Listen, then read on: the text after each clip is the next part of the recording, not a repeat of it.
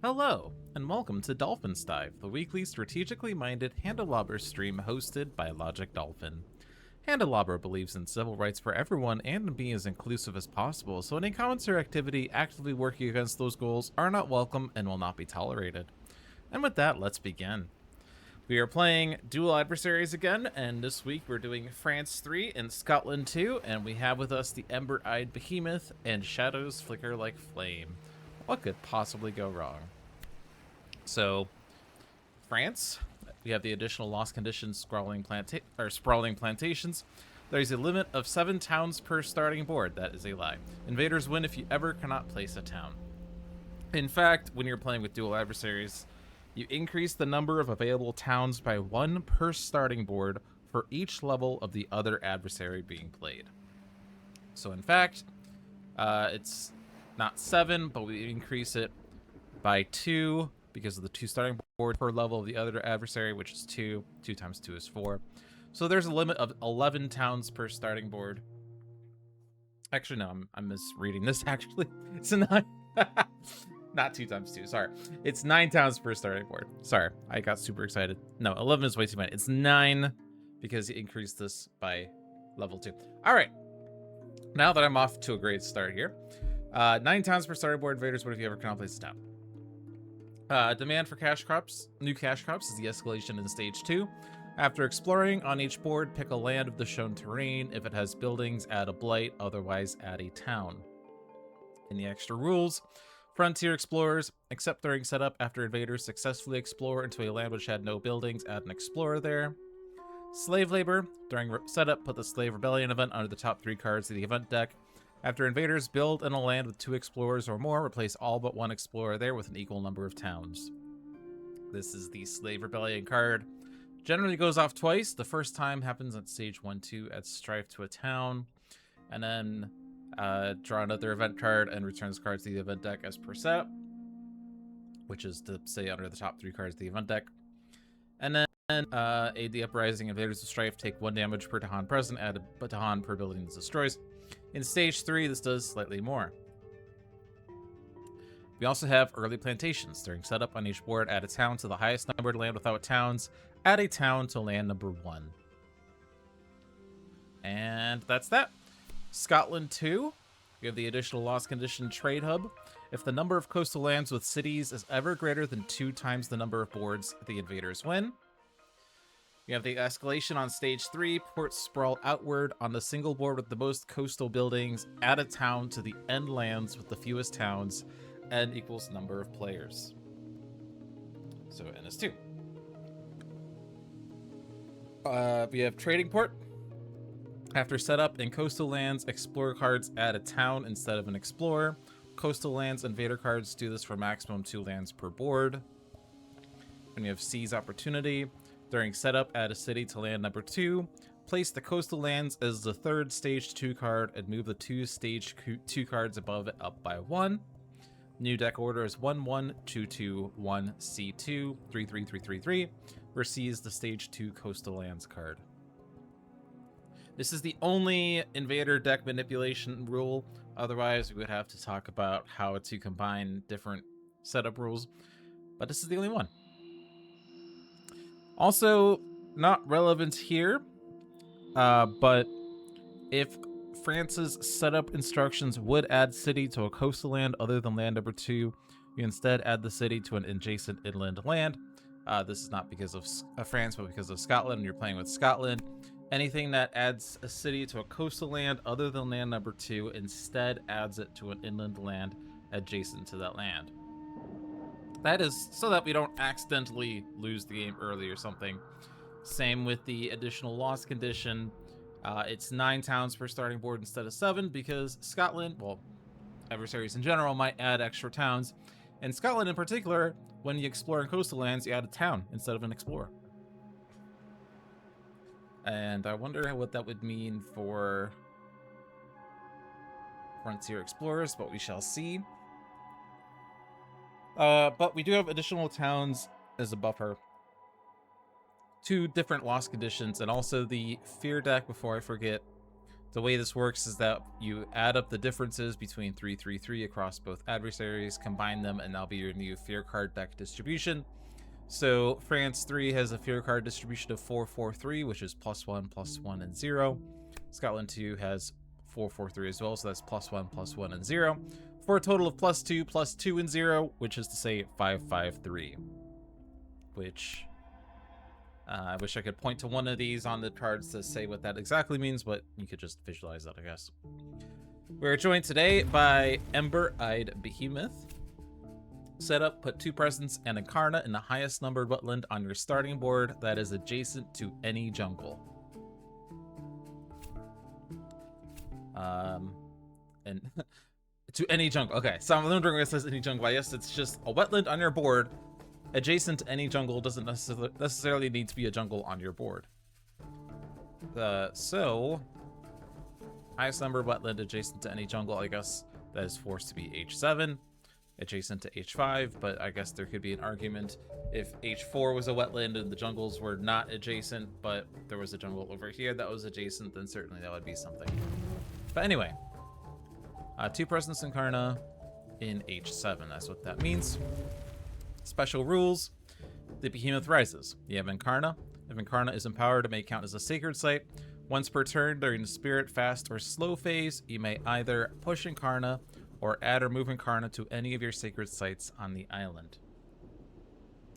So, normally your Incarna may count as a presence.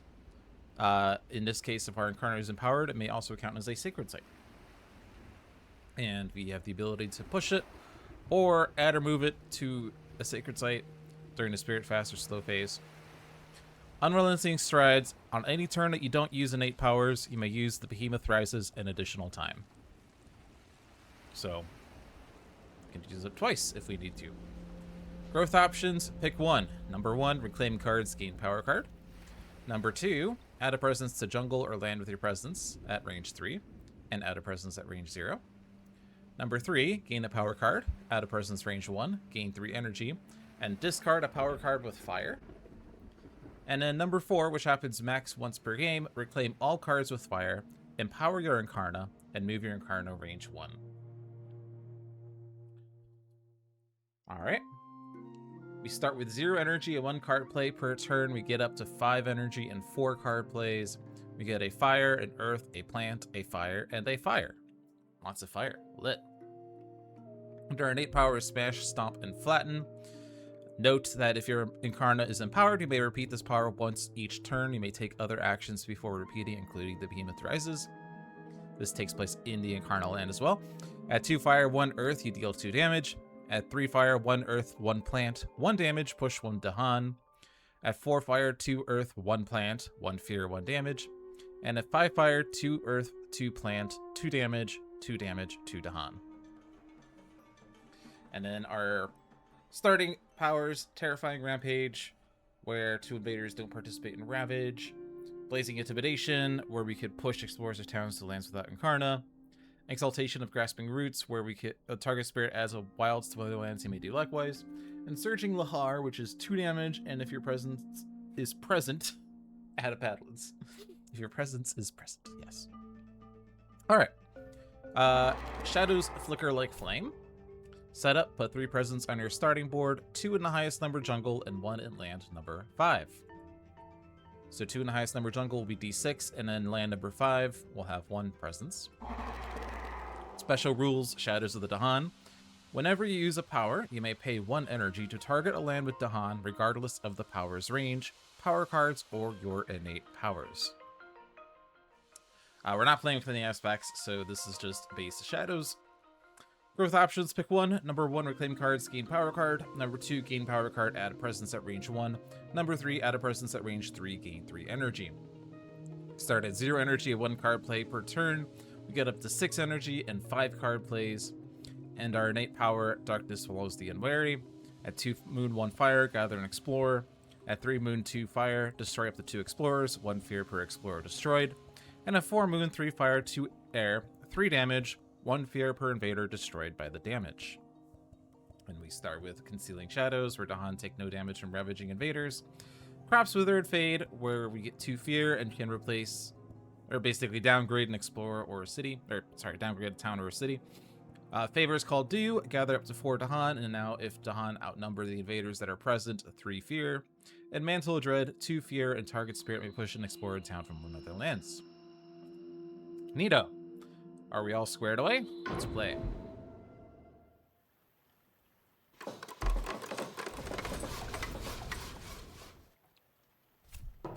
They explore the mountains.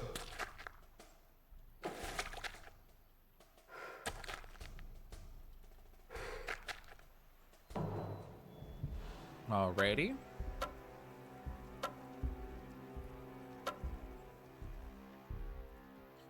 And you can see there's a lot of cities in the 2s because of Scotland. So, limit of 18 towns, that is 9 per starting board, not 11. If there are more than 4 coastal lands with cities, the invaders win. Blah, blah, blah. Alright, cool. Now what?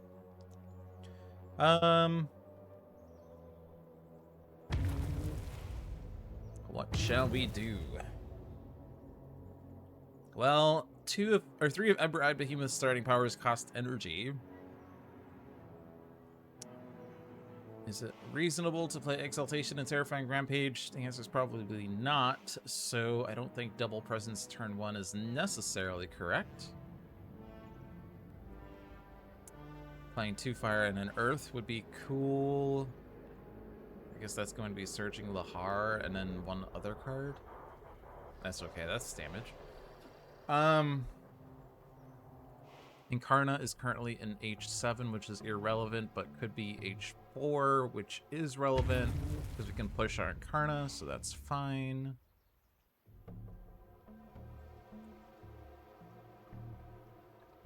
Could I just do this on turn 1 for fun?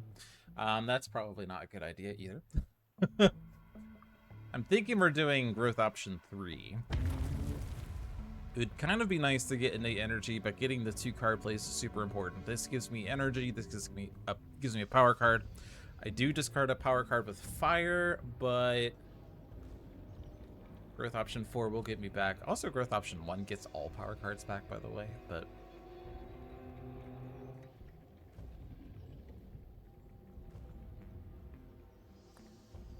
I think we do this to get some energy sustain. Then we look at minor powers. Fire cards would kind of be nice. Elemental Boon isn't necessarily fire. I wonder if it does count for this, though, since it does count for aiding elements in events. We do have Call to Guard, where Dahan can defend. Get Twined Days for repeats. Sucking Ooze for isolating and fear. But Elemental Boon's okay. We both have fire.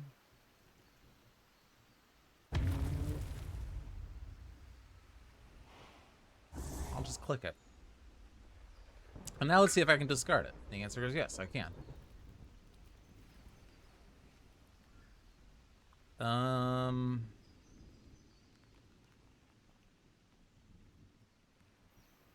Let's ditch one of the 2 energy cards just because it's expensive, I guess. I don't know. More expensive than a minor power and not necessarily a major power effect, so.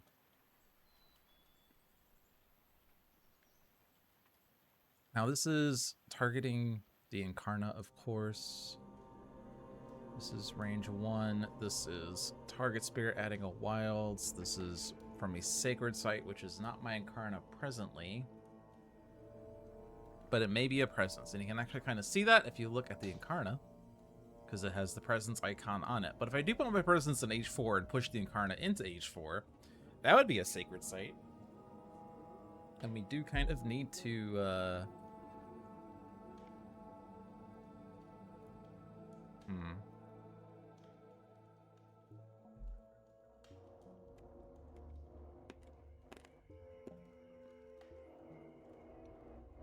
I just wonder if I want the Badlands or not. Well, let's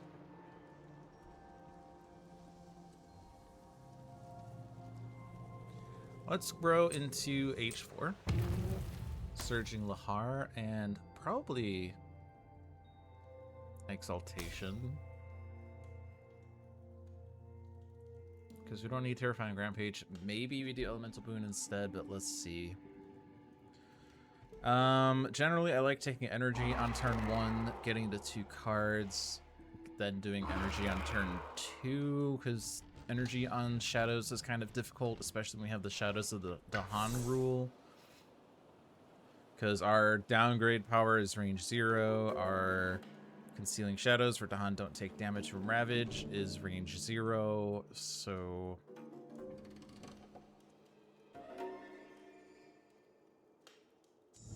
yeah.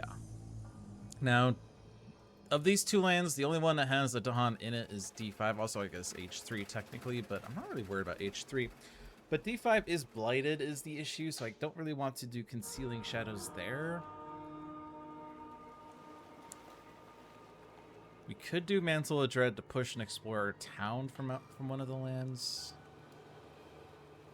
I wonder actually if it'd be better to push from H3 into H4, because then we could put a Badlands down and then deal extra damage, right? 2 and 3 is 5. That kills the 2 towns and an explorer. So in that case, I actually want to... because I already have Sacred Sight range to H4. I want my presence in H3 then.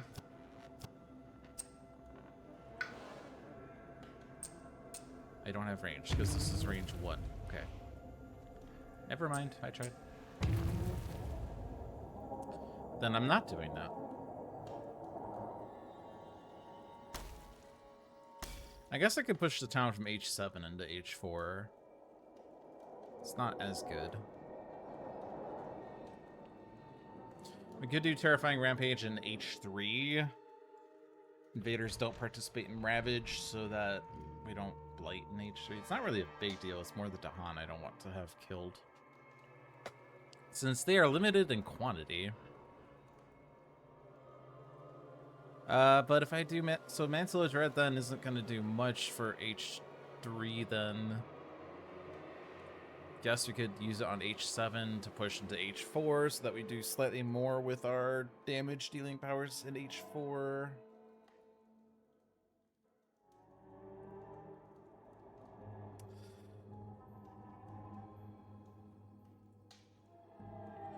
If I were to grow into D8, we could downgrade the city to a town.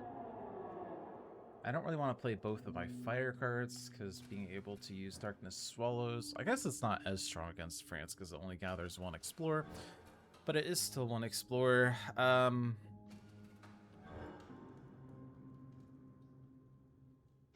mean, we could actually stop the H4 build and gather in there, which is interesting. But then that town converts into an Explorer... it converts into a town, which is not ideal. But if I were to have powered up Darkness Swallows, I could gather H4 to H3 and then destroy both Explorers.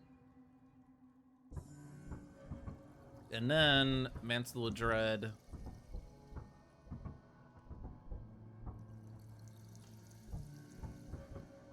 Well, yeah, Mantle of Dread I guess would be for D5. The reason I'm thinking of this is because of Elemental Boon, because normally on turn 1 we can't get stage 2, but if I'm gifted a Moon, then I certainly can, playing Crops Wither and Mantle of Dread. Or maybe I'm not even both of those, but being gifted a Moon and a Fire from Elemental Boon would be good.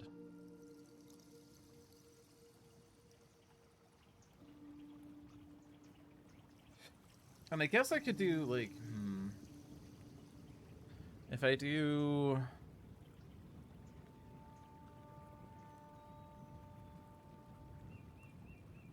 I could, in theory, sacrifice my presence in D8. So, let's see. So if I... because the one I'm thinking here, I'm not really vocalizing it that well. But I gather 4 Dahan into D8. Just needs to really be 3. I don't necessarily need Crops Wither, but it's probably... I guess I would want Mantle of Dread for D5. But if I'm gifted a Moon and a Fire, I stop H3 and H4. I stop D5 by pushing Explorer Town out from it, and I stop D8 by letting it ravage, but everything in there blows up. This only costs 1 blight on D8. Now, we're not playing against Habsburg, so we don't need to have 3 blight or more in both islands. We're not playing against, like, Sweden, so there's not heavy mining. I guess that's more Habsburg, actually, the irreparable damage thing. But I feel like that works okay, so I guess the question then is, am I doing Searching Lahar still, or am I doing... Because Wilds is okay. What if I were playing all level 6 adversaries at once? Well, we would need to have tertiary adversary rules, quaternary adversary rules, quintary adversary rules, etc. And I suppose that the difficulty would be considered as a geometric series, so 6 plus 2/3 of 6 plus 2/3 squared of 6 plus 2/3 cubed of 6. Well, I guess that it's not actually 6, it's based off of whatever that number down there is. But 1/1 minus 2/3 is 3. So that'd be difficulty 18. well, difficulty 3 times whatever the average-ish number is, I guess. 30? Yeah, difficulty 30. Why not?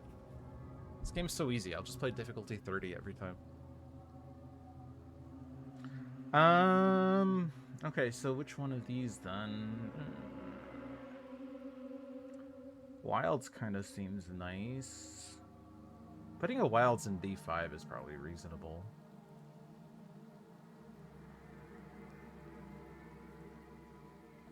Although both D5 and D8 will be blighted.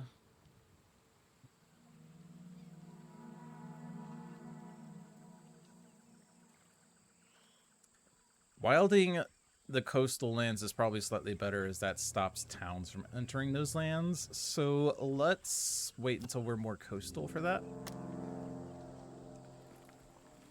Elemental boon will be for fire, moon, and something else, I guess. Let's say plant, so that I can look like I'm trying towards doing that. Do I want my presence in H4 still then? That's okay. H6 gives me more visibility to H1, I guess, and H2. Okay, so let's do that then. Presence.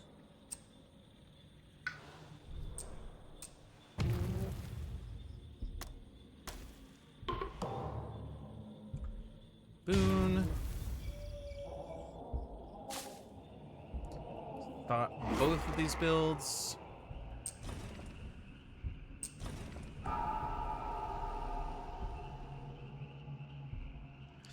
Actually, that's not quite true, is it? Oh, no, it's not Scotland 3. So we don't have build cards affecting lands without invaders and coastal lands. So that's fine. Cool.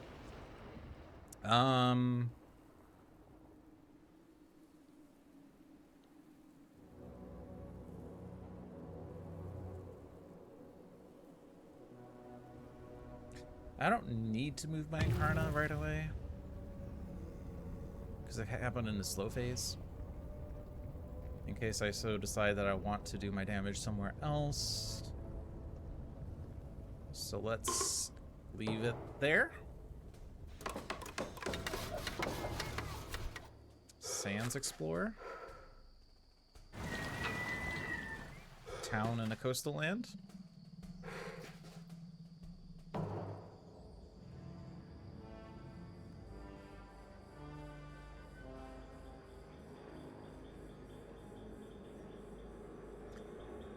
I wish that I could move my Incarna to H8, use Manslaughter Dread to push from H8 into H7, then somehow do Smash, Stomp, and Flatten in H7, even though my Incarna is not there anymore. But that's not how that works.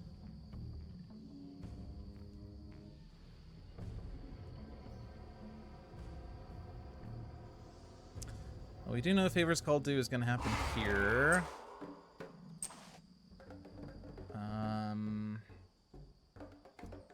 Do I have a plan for D7? Not presently. I guess I want to gather all so that the Dahan outnumber everything. Even though I don't need all the Dahan, I do like Fear. Fear is pretty good. Then, I guess...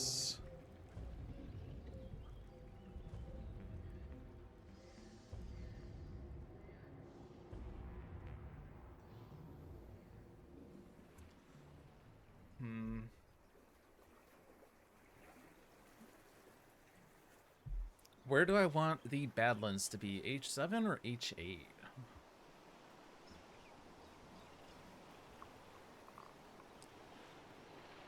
Oh, I guess I could just mantle a Dread H7 into H8 and then I still get everything. Okay, so I just do this then.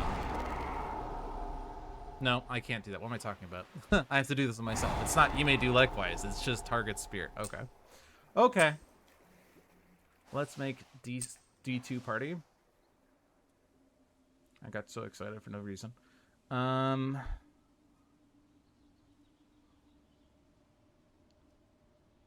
guess I'm not really in a rush to stop the H8 build, as I can always just smash, stomp, and flatten there.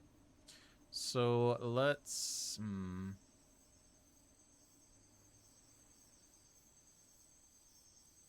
Let's do this. We'll push my Karna. And then Surging Lahar.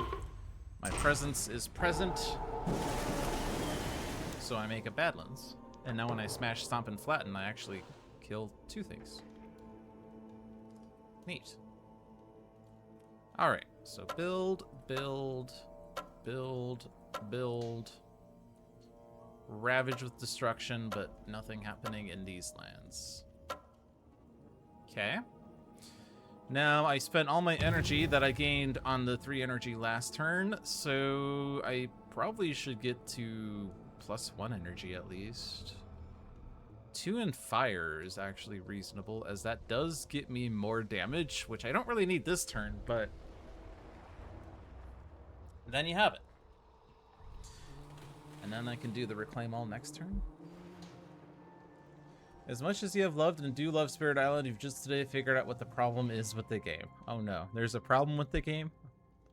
Oh no.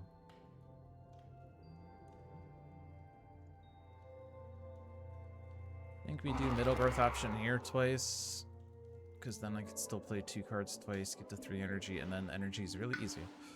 Alright. Primarily looking for moon, secondarily looking for fire, tertiary looking for air. Twilight Fog adds strife. Isolate target land, each invader does -1 damage is also very tempting. If explorers are present, push all explorers. Also very tempting. Also notice that stage 2 is coming up because of Sweden. Which means we actually get demand for new cash crops early. Could be a problem if it's sands, because that's going to force blight on us, but...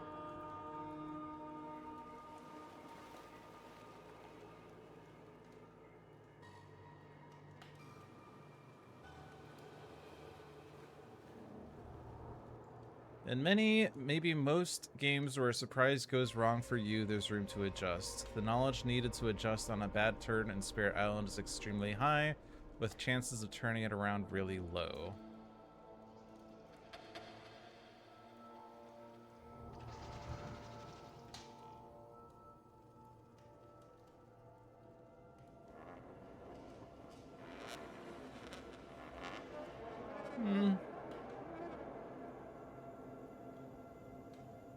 Given the number of bad turns I've had and somehow still winning, I feel like I don't agree with that, but I don't know enough about Spirit Island to be able to dispute it.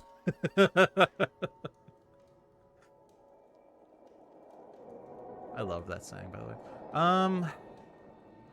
Is there any utility to Twilight Fog here? I could theoretically gather an explorer from D4 into D5, so there's 1 less town in D4, strife the town in D4, and then there's no blight in D4.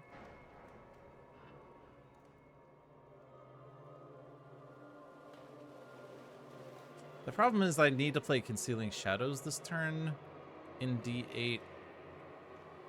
And so doing that, I don't trigger Darkness Swallows, so I can't actually do Twilight Fog. But none of these other cards actually trigger Darkness Swallows, so I'm not getting Darkness Swallows this turn anyway.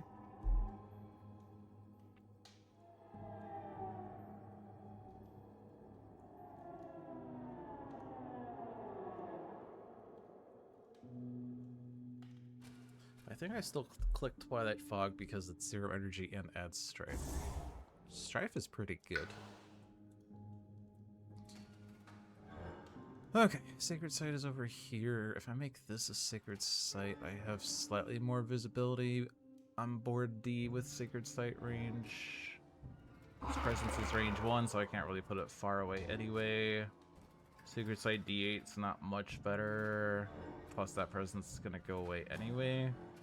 So let's get that energy and play these cards, I guess. Is there a value to Crop's Wither? I feel like we're just going to let D7 Ravage. Probably also just let D4 Ravage. Probably just going to have to decide what to do with the Strife in this slow phase, I guess. Strifing a city in D2 is probably good. But it depends on where they explore and escalate.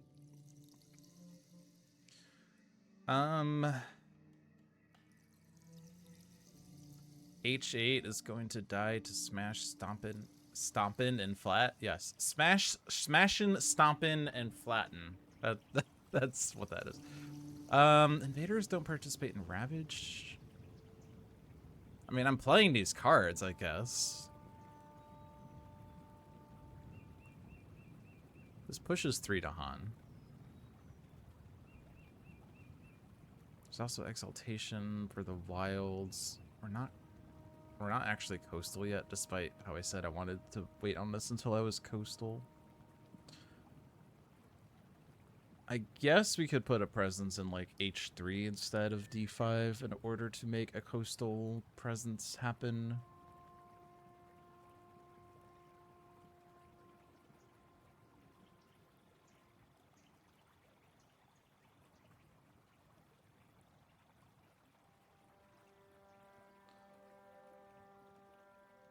I mean, I guess the Sacred Site this turn on Shadows isn't doing much anyway. So let's just put it H3 then.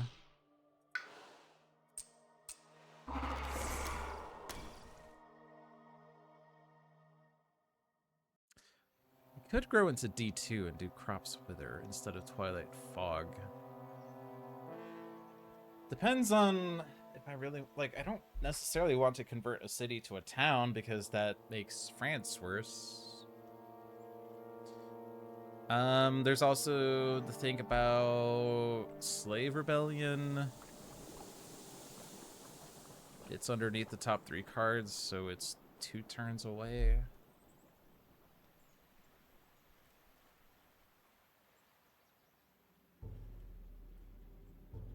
I put all the Dahan in D8 for some reason.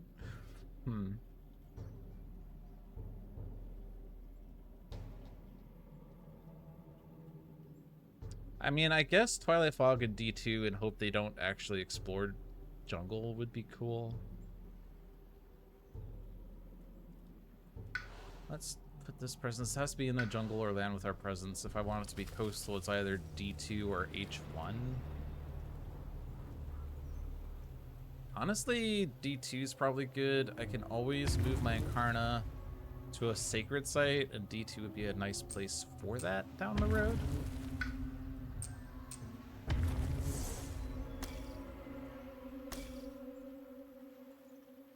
Actually, I have stage 2 here.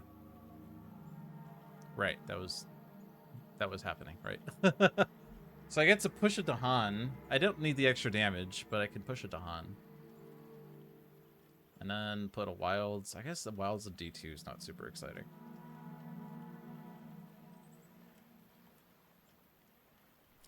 Like you said, very high knowledge ceiling, not much different than high level fighting game players. True. That's kind of what makes the game great though, isn't it? Sorry, I've missed a lot of messages. I've got hundreds of hours in digital, not counting physical, which you own everything for. Solo play on lunch breaks, so you try to get friends. So the game has gone your way in the effort. What you're saying is the game doesn't do great to teach you why you lost. Sometimes starting out, it just kind of happens and you fall into whack-a-mole mentality instead of learning how to plan ahead. I will say that when I started doing Spirit Island on stream, there were several chatters that admitted that they had yet to win a game of Spirit Island. Meanwhile, I won my first game of Spirit Island, and I didn't really lose that many. I mean, I don't want to say I've lost much more since. I certainly lost, but I think that understanding how to navigate to a win condition is certainly one of the most challenging things to grok. Because it's not just defeat everything on the island, it's generally very difficult. So you want to generate fear so you can change your win condition, but if you only generate fear, then you might lose to Blake because you're not dealing with ravages. But if you deal with ravages, you might not get enough fear, blah, blah, blah. So there's a delicate balance, and that's what makes this game great. And then there's a lot of great power cards, but you might not necessarily want to click them because they're not good for elements. So yeah, this game's great. This game's great. All right,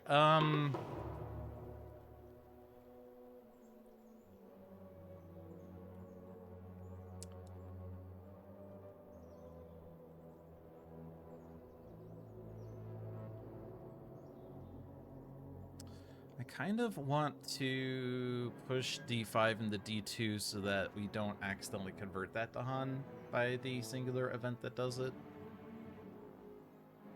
But then Twilight Fog is still going to push that to Han back, or push it away. Like, Slave Rebellion in D2 is kind of what I'm aspiring to, I guess. There's also H1. I obviously can't use this to stop a Ravage. I can't reach D8. Speaking of which. Do that. And then Terrified Rampage to push a singular to Han. I just don't want this to accidentally convert and then cascade. That's my big issue. And I think I'm done. This Incarna, I don't know where it necessarily needs to be just yet. Sacred Site's under threat. Well, there we go. Let the invaders have begun to find hidden places of natural power. You may let the island's strength repulse them. Each sacred site pushes an explorer town to adjacent land or move blight per player from the blight card returning to the box. Or guard them yourself for well or ill. Cost 3 energy per land where you do damage. Aided by fire. Spend 3 for all. Which we already have 3. Haha! And each land with sacred sites and invaders either do 2 damage or destroy a presence from each spirit. Beast Prowl. Each beast generates 1 fear if invaders are present and moves to an adjacent land. If not, spirit speakers solve riddles of power. Each spirit with at least 4 Dahan among us lands gains a minor POW. Minor POW. Minor POW block? Is this now Super Mario? Alright, well, we can just guard yourself for free. The only sacred site that has invaders is D2. And sure, just kill that town. Yay! Beasts generate fear. If invader is a present, moves to adjacent land. If not, we can get rid of beasts from a singular board. I think we could push beasts into D4, D3 into D2, and now there's no beasts on board H. And both of us have 8 Dahan. Neat. So each of us gets a minor power. So we don't actually, well... Okay. Earth Plant is maybe slightly better than fire, even though I need more fire just because there's so much fire on this. Mountain Jungle defend 3, Jungle Sands defend 4. Defend 4 could hit D4, which, again, I don't really necessarily care for. Dark and Tangled Woods gives more fear, but it doesn't defend for the sands.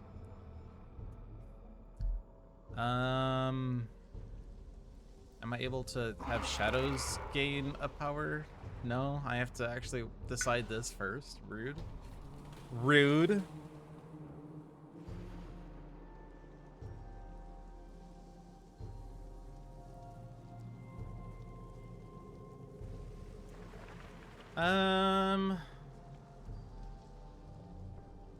Given that H2 and D2 are both jungle slash sands, I'm probably clicking drift down to slumber. And hello, shadows flicker like flame. Unquenchable flames. Are we suddenly Darkfire now? Should I click it because we're Darkfire now? I mean, it's also a Moonfire card. Is Shadows a supporting pick for any specific reason, or? The answer is basically I click random. The long story is that it was a guided random. I've in the past I've generally just clicked random and go. Like I'll just say I want two boards, 2 spirits, 1 adversary, and then I play with whatever they give me. But in actuality, since we're doing dual adversaries and I'm trying to go through and do each primary adversary ones and each secondary adversary ones, I kind of have to control that randomness. So I use random.org to generate the adversaries for this. As for the spirits, I have a spreadsheet that tells me how many times I've played each spirit, how many times I've won with each spirit. And basically, I decided one of these spirits will be from the least played collection, which is currently Ember-Eyed Behemoth, because he's relatively new. And one is just completely random, which is Shadows Flicker Like Flames. And that's that. It's guided randomness. I don't really like to choose my setup. I like to believe that, you know, this is the circumstances that I have been given, and now we have to navigate to victory. Because, you know, in real life, you can't choose your battles, right? Well, I guess you can. Never mind. It's a bad allegory.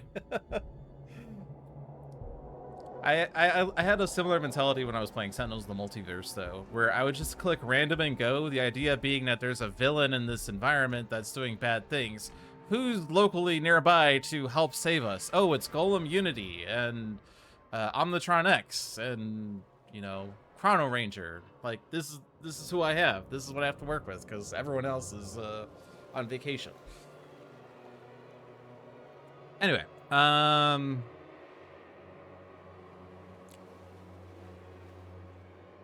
obviously Moonfire is really good. Moon is primary, so like Haunted by Primal Memories. That's a lot of fear in a land with a land with beasts.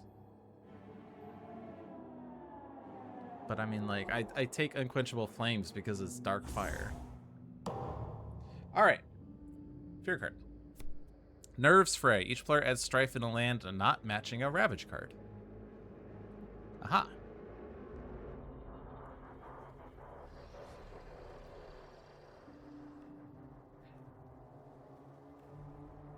So Slave Rebellion. Invaders with Strife take 1 damage per Dahan present. I would really, really like to convert a lot of cities if possible. But towns would probably be easier to convert. That said, there's not many Dahan in D2, even though I said I want to do Twilight Fog there. Pretty much I'm going to need to reclaim and put, like, Mantle of Dread in a spot, but I don't think we have enough time, do we? Because I'd have to reclaim and play it next turn to set up for Slave Rebellion the best.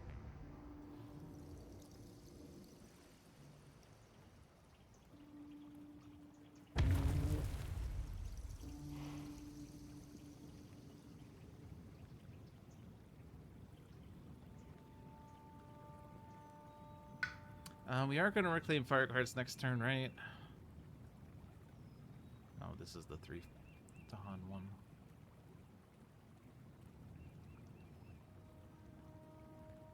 Actually, we're getting Unquenchable Flames next turn. That's a perfect setup for Slave Rebellion.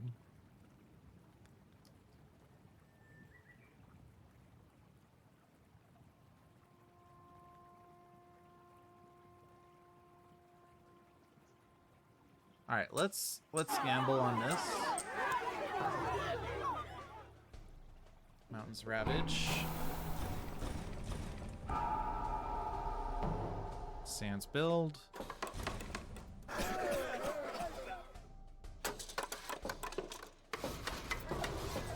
Explore Sands with escalation. All right, so here's where it gets annoying.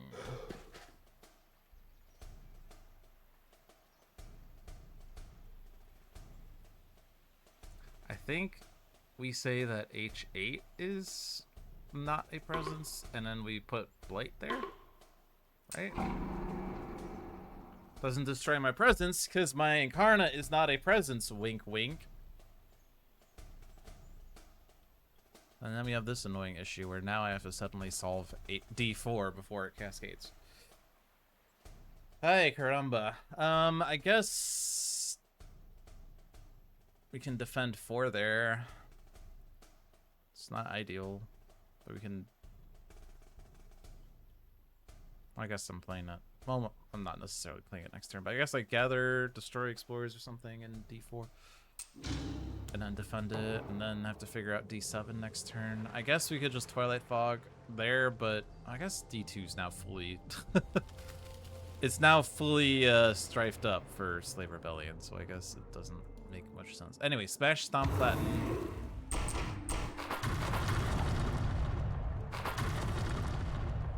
And then this can push into H1. I think that's reasonable for Slave Rebellion. I guess the second Ravage is actually a Slave Rebellion turn. So if I could push Dahan into D7 or H2, that might be fine, but...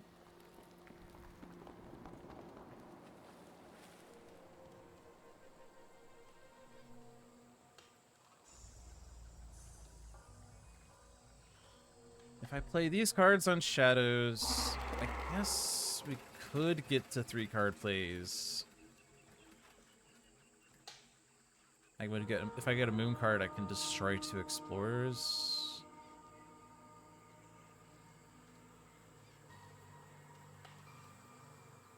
In which case, defend 4 in D4 is fine.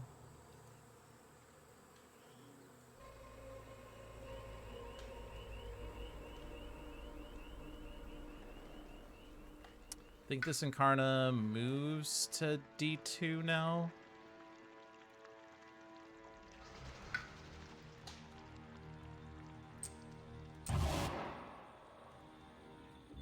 Probably smashing, stomping, and flatten in D4 next turn.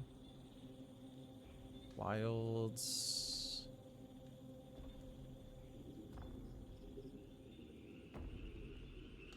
I think we still pick the coastal there. Does it make sense to do it here? There's already an Explorer in there. Possible Slave Rebellion things.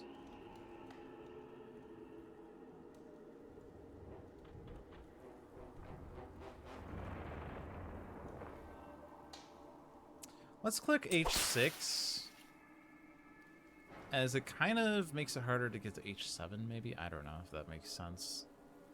Probably doesn't. It's another stage 2 card, stage 1, and then coastal.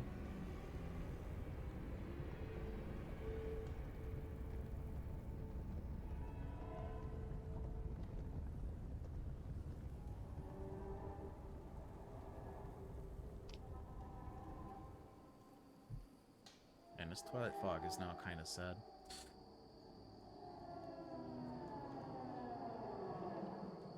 I guess I could do it to not add a Strife, which is really weird.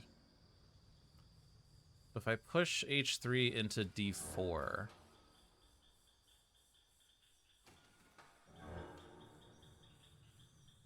then that Dahan will actually do something in D4.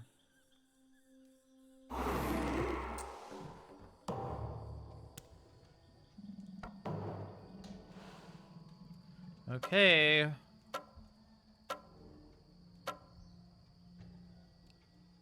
So we're empowering this. Also, this moves.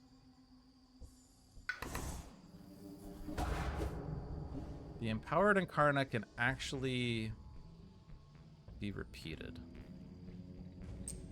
So putting this in D4, I think, is good, as I could then do the smash and stomp and flatten in D4, and then push it into D2. And then Unquenchable Flames helps, because then the damaged cities do not heal damage. And then they die to Slave Rebellion.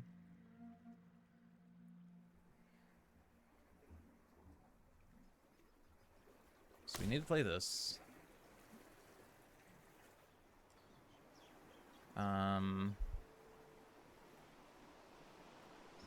Maybe I have to play Ebon's Moon depending on what this is. It has to be a moon card that I can afford to play, which is anything, really. Pull beneath the hungry earth. Is that what I need?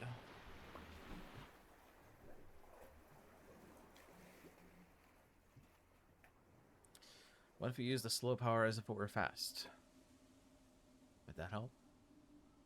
I don't need to. Your presence is present. And if it sands wetlands, damage. There's nothing here about moving to Han, by the way, so.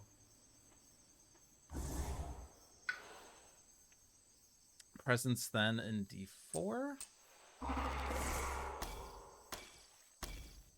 So presently, it seems like everything in D4 is probably dying as...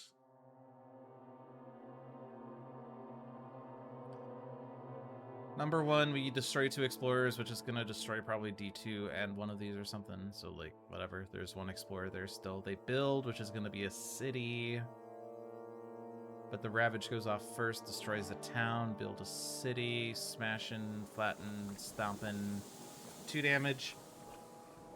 2 damage. I don't know. Maybe it's not actually solved.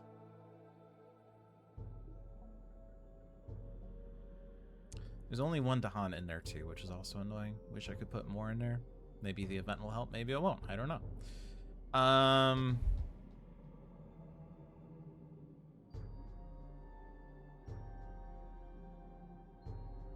I guess we could do Surging Lahar in order to make sure everything in D4 dies, but of course H2 and D7 are problems that we haven't solved at all.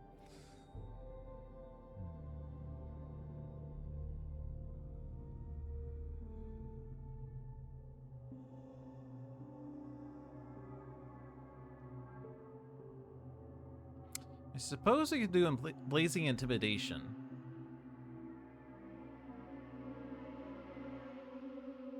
And put the town in D2 from D4, which isn't helping H2 or D7, by the way, but it makes Slave Rebellion even better, right? So, invaders with strife take damage per Han present, added a Han per building this destroys. This, assuming these cities are partially damaged, which they will be, and they don't heal, which they won't be. Oh, also Badlands. Also, we have a Badlands in there. Wait, how does that work with...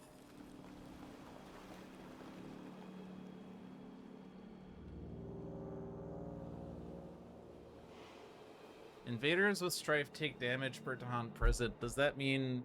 Because, like, 1 damage to each invader plus a Badlands does not mean 2 damage to each invader. But this doesn't say damage to each invader. It just says each invader takes damage. There'll be +1 damage in that land. Oh, okay. So it's just in that land total. Okay. So I don't actually need to do, like... I don't need this Incarnate to actually do anything. There will be a Badlands in there? Oh, dear lord. Okay, so then in that case...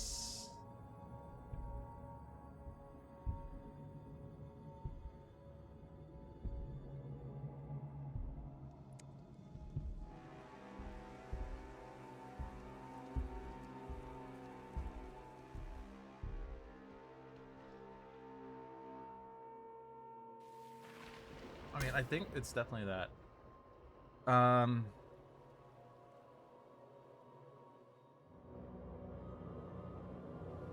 D7 and H2 are just gonna be shit.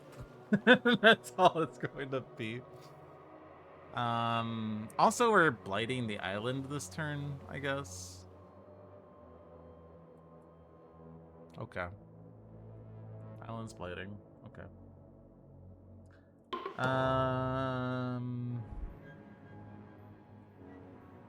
Defend. Push.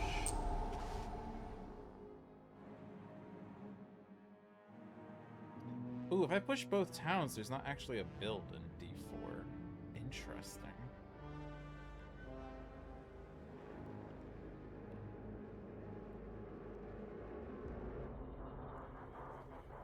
Does that mean that I should have done something different then?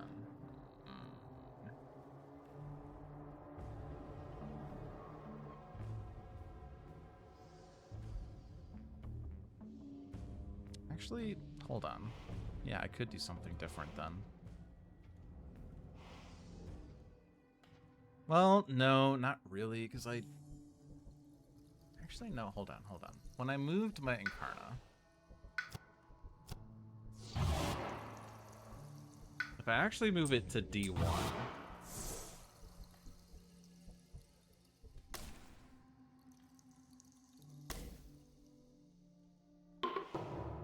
What I can actually do...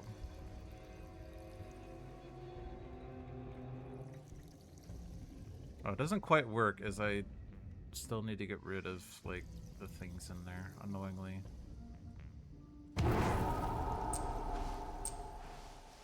I was thinking I could drift down here. But it's not actually enough to defend, of course. I was thinking I could Darkness Swallows there, which kills both explorers, can't gather anything. And that's not nice and dandy, but then D4 Ravages and Blades. There's a fear card and an event, so it's possible that there's a solution there.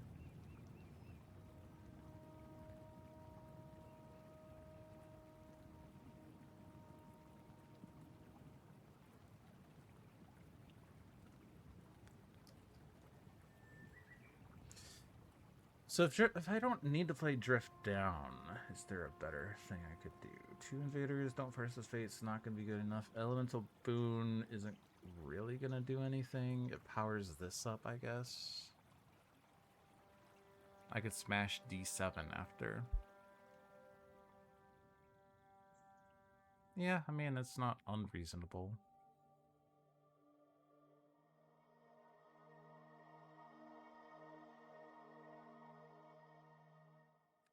In that case, I probably want to do Surging Lahar and then double Smash and Stompin'.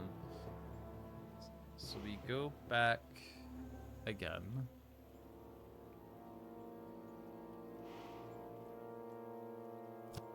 Surging Lahar. Oh, I don't have energy for it. Sad. Well...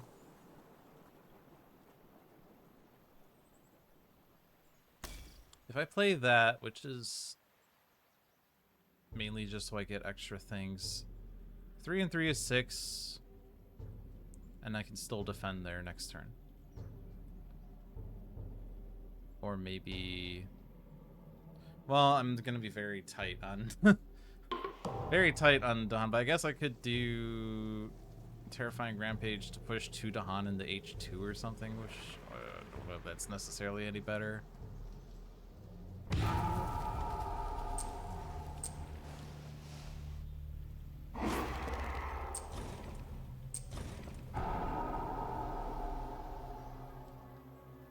Okay. Am I satisfied with this? Incarnate can move to D7 to smash and stomp and flatten. And then we worry about the Blight card later. Okay, cool. Invaders surge inland. On a coastal land on each board, push a town one or move a town 1 or 2 lands inland. Well, I mean, this town wasn't really doing much anyway. Grim Toll on each board. Choose a land with a disease in that land. 2 damage to invaders and 2 damage to Dahan. Canny defense during ravage in every land. Defend 1 per Dahan in the land.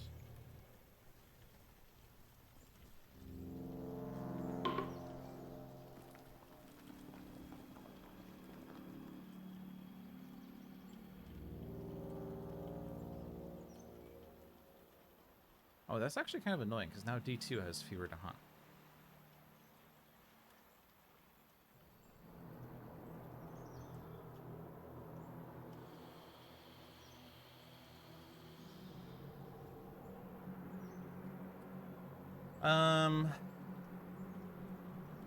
We could still move Dahan with Terrifying Rampage, I guess. It's just annoying.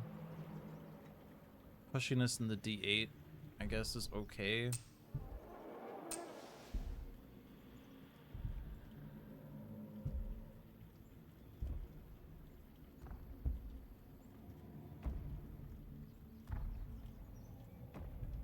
Oh, I could push this into H8 and it dies.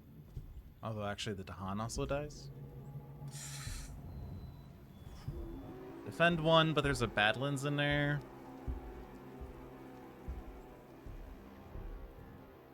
I do not take that risk. I am going to move a town out of there, even though it goes to a wilds, but whatever.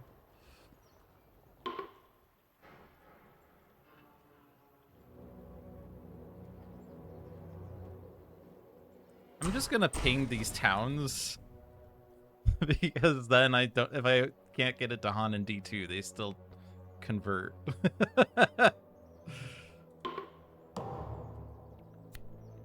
Each player may push up to 2 explorers from an inland land. Retreat! That doesn't help. I mean, I guess, okay. Tell you what. Let's not make towns there, I guess. That explorer's dying anyway. No other explorers on the board. Okay. This is the part where the island blights. So let's... I guess it doesn't really matter the order.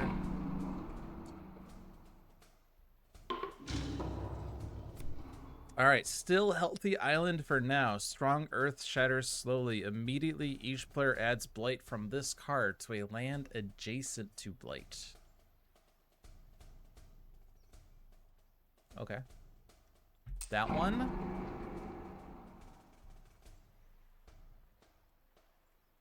I could just put it H7. There's nothing happening over here. I mean, there's a town there.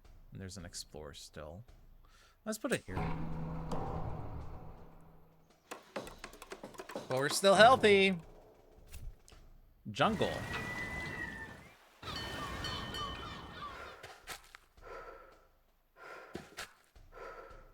All right. Well, I'll just put the town here. I'll put a town there. It's fine. Everything's fine. Everything's fine. All right, Unquenchable Flames. My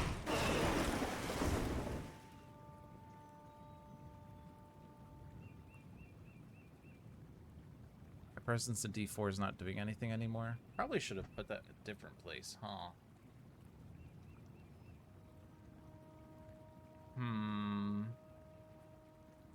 Smashing, stomping, flatten.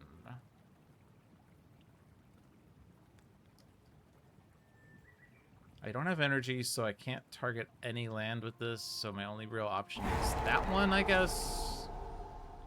What does that do for me? I don't know. Range 1, sands, wetlands. Don't really have presence outside of D4. Great idea that I had. I could still deal 1 damage in a land.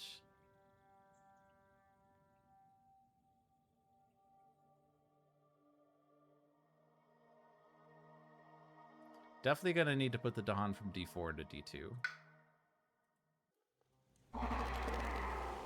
Pretty much going to have to dig for Dahan movement cards next turn. Pretty sure.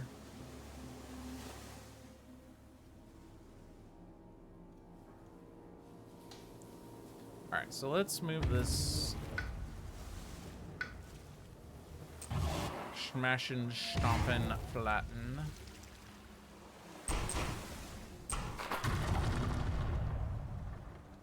Do it again. Choose form. Never trust you. I guess we could just kill that town. That's probably the safest thing to do.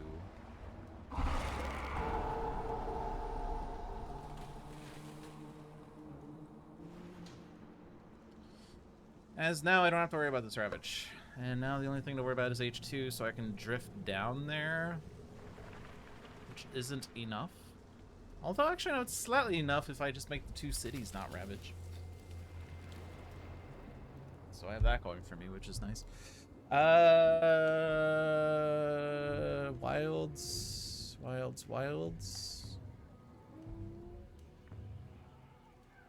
I don't really want a Wilds D2. D2's fun.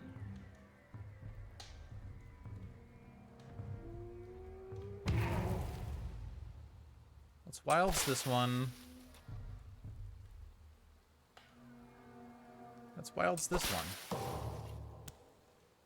Slave Rebellion turn, as we've noted. Stage 1. It's either jungle or wetlands. We're doing this on both, right? You're reclaiming all, but you're also doing this. Yeah. 4 energy, it could be major. Ooh, do I want major and maybe get strife? Ooh, let's do major.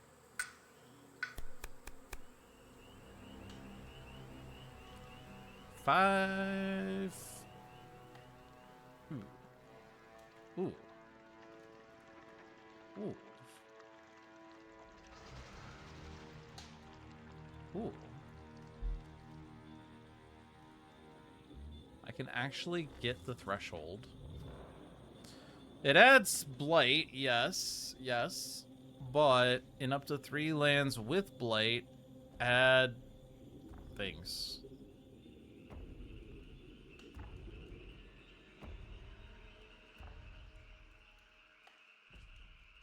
Okay. Look in here. Gather Dahan. Also, destroyed presence. Yes.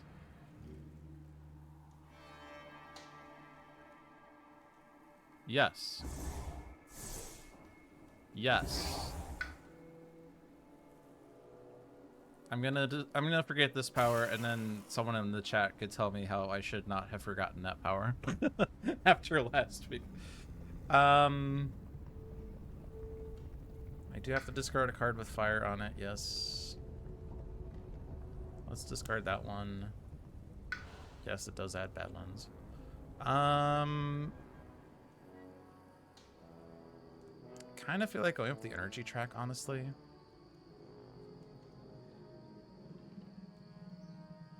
Although I could get to 3 cards next turn, and then I could spam energy track. But since I have a 5 energy major now,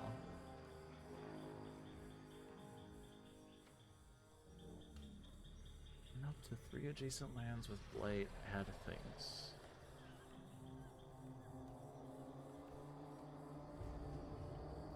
It's also 6 damage.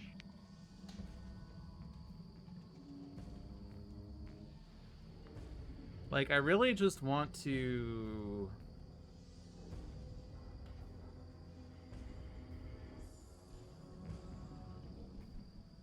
Did I forget the card that had water on it, by the way? Or not forget that discard? I did. Oh, but I can't play 3 cards in it. Or, yeah, I can't play 3 cards in it.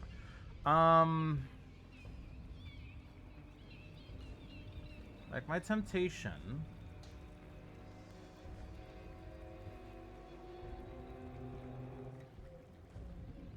Push 2 Dahan in the H2.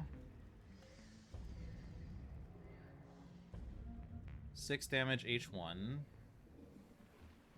Like, kills everything, so I don't care about the token. I guess I put 2 Badlands down and a Blight. And then H2 is blighted, so I can put a Strife in H2. The downside of that, though, is...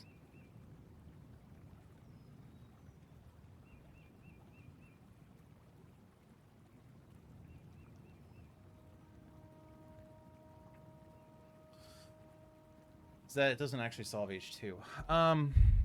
What if I just go in H2 directly? How bad would that be? I could actually... I mean, it will... Yes, it will blight the island.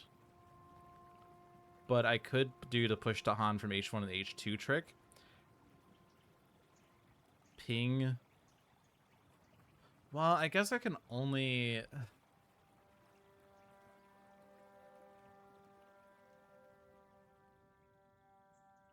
I guess I can only put Strife on 3 of the 4 buildings this way. 2 Strife off of this card, and then 1 Strife off of Slave Rebellion. So I guess in that case, I would push Tudhan from H1 to H2, destroy a town, ping the 2 other towns. Slave Rebellion puts a Strife on H2, whatever, I Strife the 2 cities, and then everything in H2 dies. Major downside of that is then that we cascade H2, which blights the island. It also doesn't do anything for H1 or H5.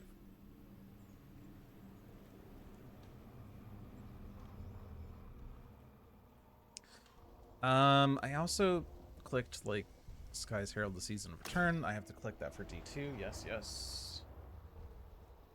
We put Strife in H1 and H5. Yeah, but there's no Dahan in those lands. Because I'm pushing H1 into H2. I guess I can push H6 into H2. Maybe that's better, because then I could Strife... Well, no, it doesn't Strife H1.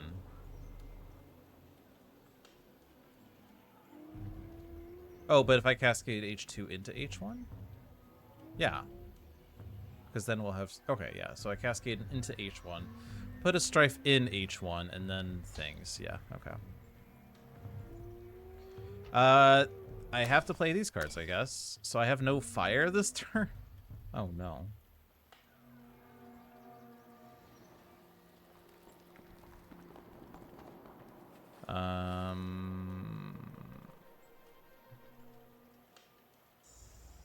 Guess, I mean, it would be nice to kind of lower the town count from T6, I guess.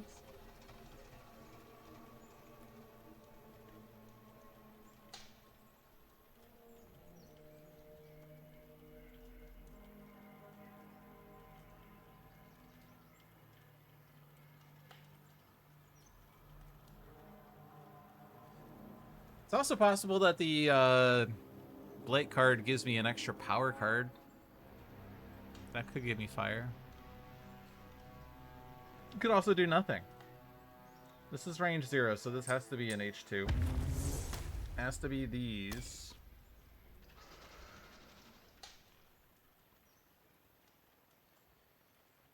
Okay. So we're just gonna do it.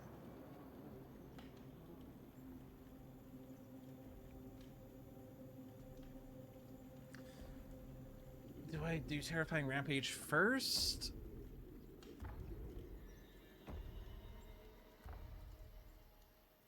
Here's where I need to look at the Blight cards to double check whether there's something that says like, oh, destroy 3 Dahan in a land adjacent to where you blighted the island. I mean, I don't think that is. Not quirky. Spirit Island Catalog. That's what I'm looking for.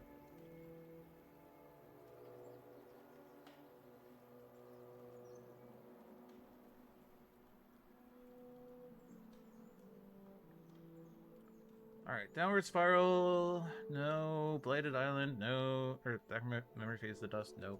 Pack Against the Wall, no. Promising Farmlands on each board. Add a town and a city to an inland land with no buildings.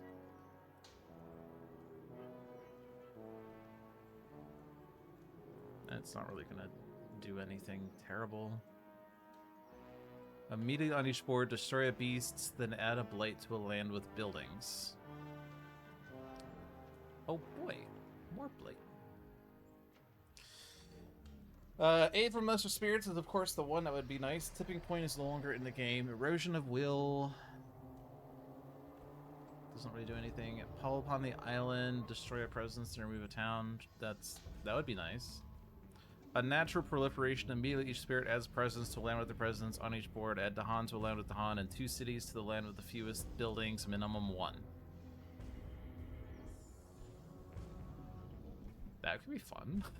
That would put 2 cities in H5. That'd be trash. All things weakened. Ongoing starting next turn. Invaders in Dahan at -1 health. The land takes blight on 1 less damage. And the add blight destroys all presence and beasts in that land and 1 presence total in an adjacent land. That would be terrible.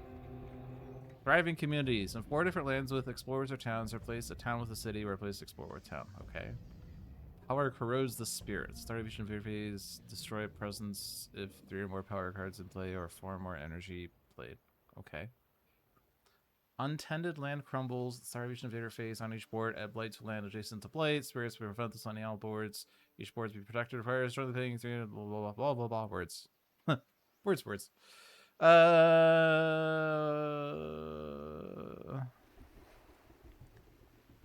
Slow dissolution of will would be really fun.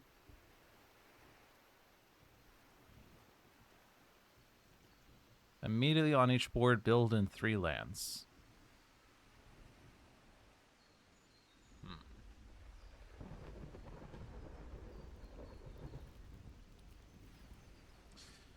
But I don't think any of these said ravage, did it? It just said destroy or remove or add or replace. It doesn't say immediately on each board ravage, blah, blah, blah. So, concealing shadows won't do anything there.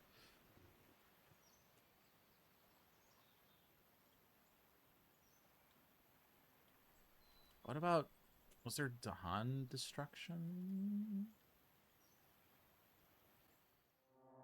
I don't think there was.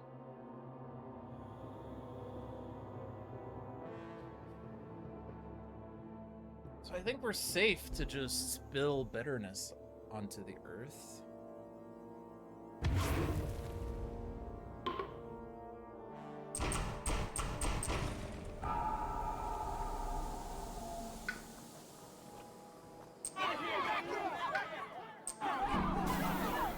Cascade. I guess the reason to do Terrifying Rampage would be if I need range to H1, but I have range from H6 pending the Blight card. So it's actually better to do H1 first in case I want to destroy the presence in H6. Yeah?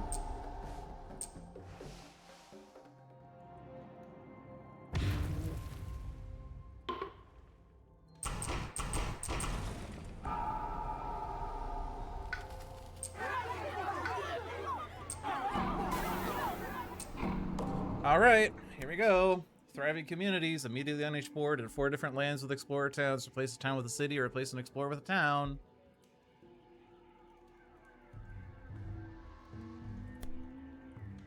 On each board. In 4 different lands. So on this board is all 3 lands. Well, that's annoying, as this town turns into a city. Which makes me think I should have damaged it. Damn it. I mean, no choice there. Converting an explorer to a town actually does nothing, as they're building a city in there anyway, and that explorer is converted into a town anyway. If I convert this town to a city, they build a town and convert an explorer to a town, and that's a net positive, so just do that.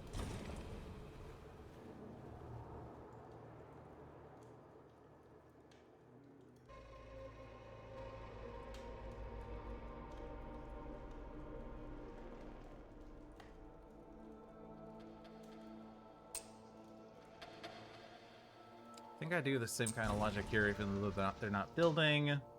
That is no choice. And then here is interesting.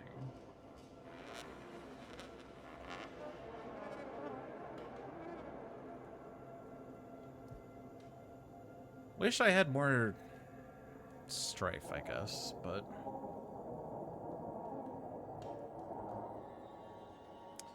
I don't have slow damage, right?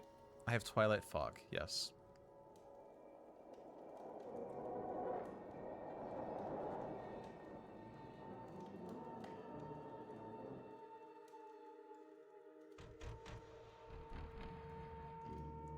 I can't strife a city off of Slave Rebellion. I'll just convert this.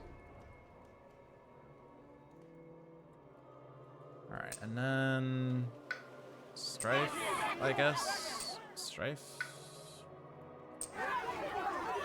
Wait, why did I push the Dahan out from H1? I wanted to push from H6. Crap! I'm stupid. I'm stupid!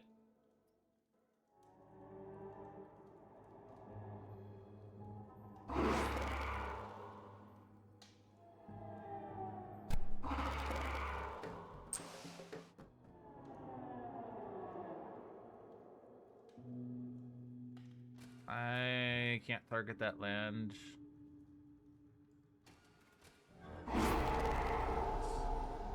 Well, unfortunately, H2 is going to cascade. All right. So that one... I'm stupid. I should have pushed from a different land. I guess this converted, so actually Slave Rebellion wasn't... Well, I guess we could have converted that.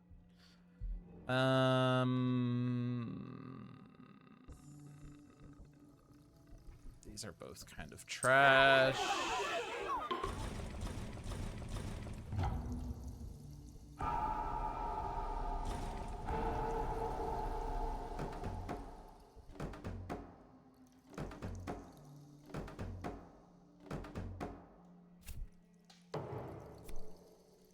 Overconfidence. If you have any earned fear cards, discard 2 of them now. Ha! Okay. Beasts multiply on each board. Add beasts to a land adjacent with beasts, then destroy it to haunt in a land with beasts. Coordinated defense when invaders ravage the land has both the haunt and presence. Defend 5.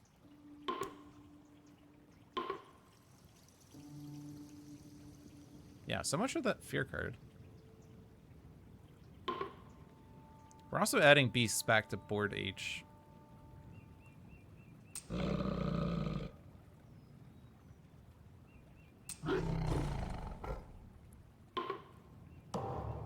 And we're cascading H.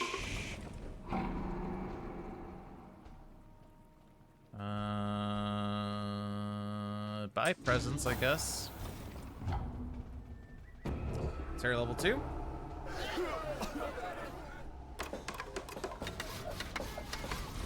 Can I even look and see what those fear cards were that I discarded? Jungle again. Well, that's a kick to the face as well. Man, we're really just like doing the double Ravage build repeatedly. Hey, we do get to see what they were. So we had Nerve Spray, right? And then Retreat, which didn't do anything. So we could have had... So it says stage 2, but it was actually stage 1. Each player moves Explore from an inland land. Explore does not affect coastal lands. Lands with disease are not a source. Well, no, Explore does not affect coastal lands. So we could have avoided some of the towns in H1 and D2, but it wouldn't have stopped, like, the issues that we had. Anyway. Absolutely this, but not that one. Absolutely this. Oh. Did that kill a Dahan because of the Badlands? Whoops. Move my Incarna and then 2 damage twice in D6, I guess. Or I can move it to D2. Hold on.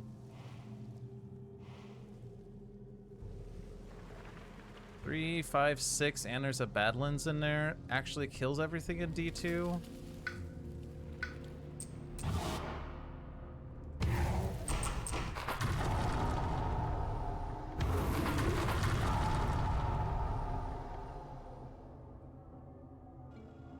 Don't have range there. I will strife this city. As that's the only thing in range 1 I can hit. Okay. So Drift Down is Defend 4. And there's an Elemental Boon.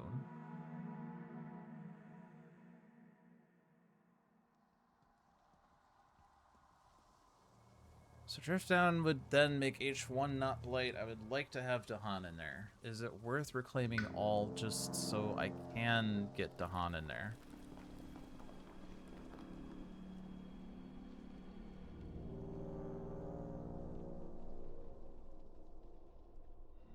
If I reclaim all, I could spill Bitterness, but I don't have energy for it. Ah.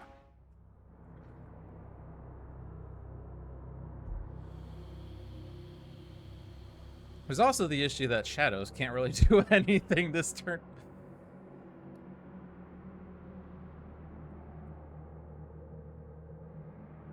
But hey, there's only one coastal land with cities, which is H1 right now, so we're not losing to Sweden right now.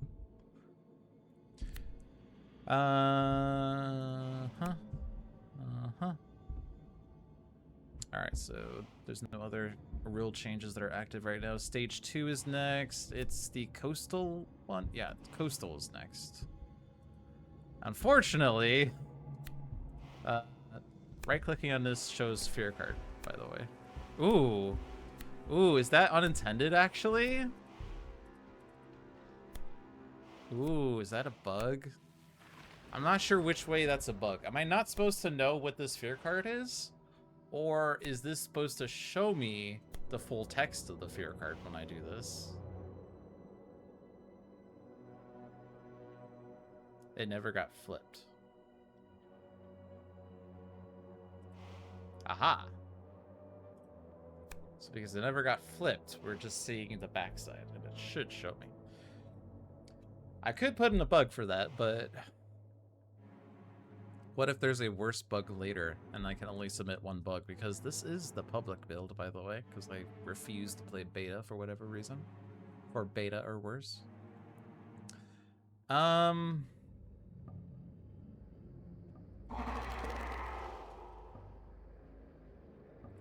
probably going to click the middle growth option and go up energy track now with Shadows. It's probably going to be minor, as I would only have 3 energy. The problem is obviously that all of these cards are slow.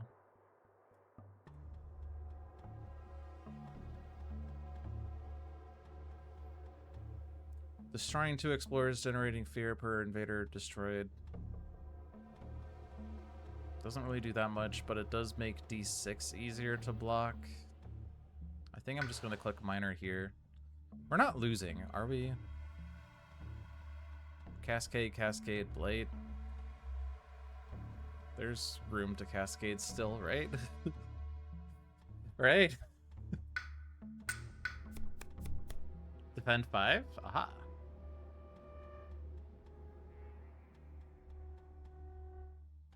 It does mean that I don't have the elements to Darkness Swallows. Question is this a power card? If it's a power card, I have to discard a fire card, which is currently Elemental Boon.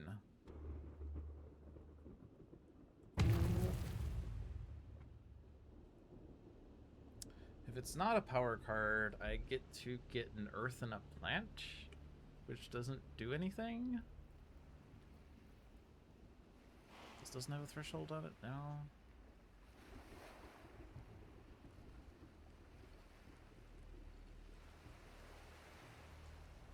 Do I take another major?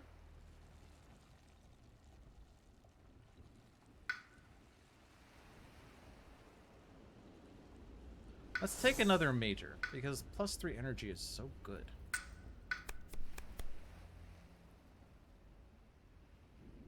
What if I just cascade on my own terms?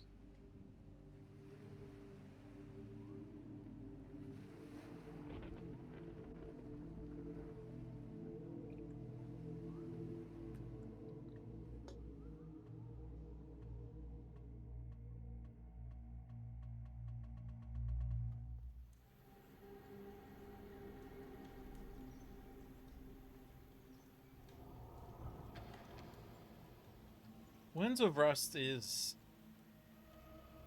defend. But what if I were to draw towards a consuming void?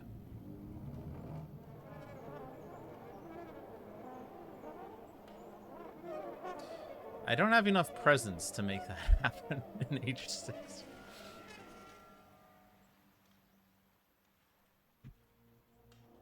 Obviously, gathering a city, destroying a city, 15 damage, blah, blah, blah, blah, blah, blah.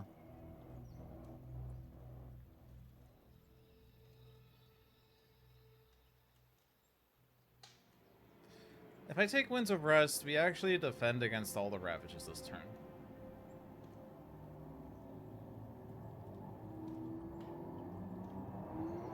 I think that's reason enough to just accept that I'm doing that against the double jungle bullcrap. Forcibly discarding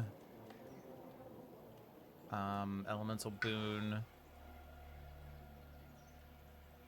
I am gonna go up the energy track still. Sacred Site, range 3 is like trivial everywhere. This is still a land with the thing. I guess the Sacred Site thing is for this. Currently my Sacred Sites are not in good places. My Incarna is not in a good place. So let's do this. My Incarna is gonna have to move to H6. I don't have my Smash and Stompin', so I guess I could use it twice and get it into a jungle this turn so that I can Smash in and Stompin'. Although by the time I can do that, we'll be past the Ravage, the second Ravage. So maybe it's entirely useless. I don't know.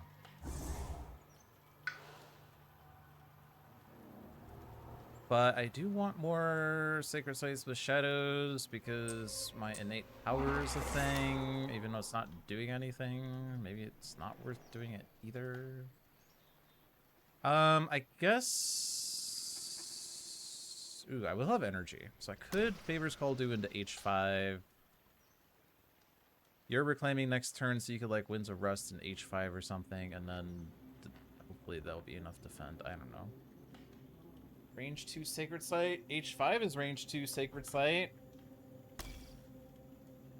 That said, I don't get 2 fire if I do that.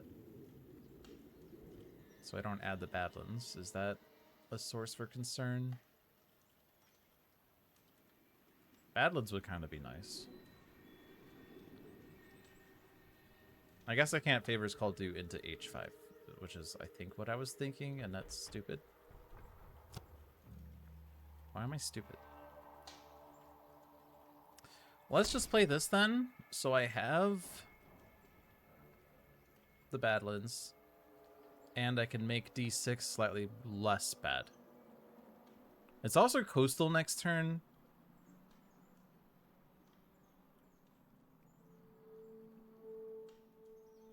It is coastal next turn. Okay, so what order am I doing things?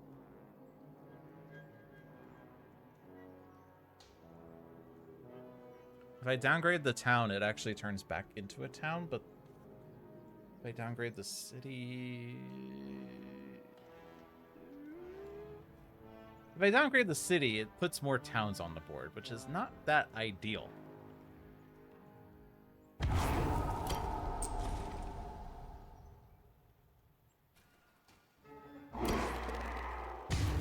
Okay, no blight, yay.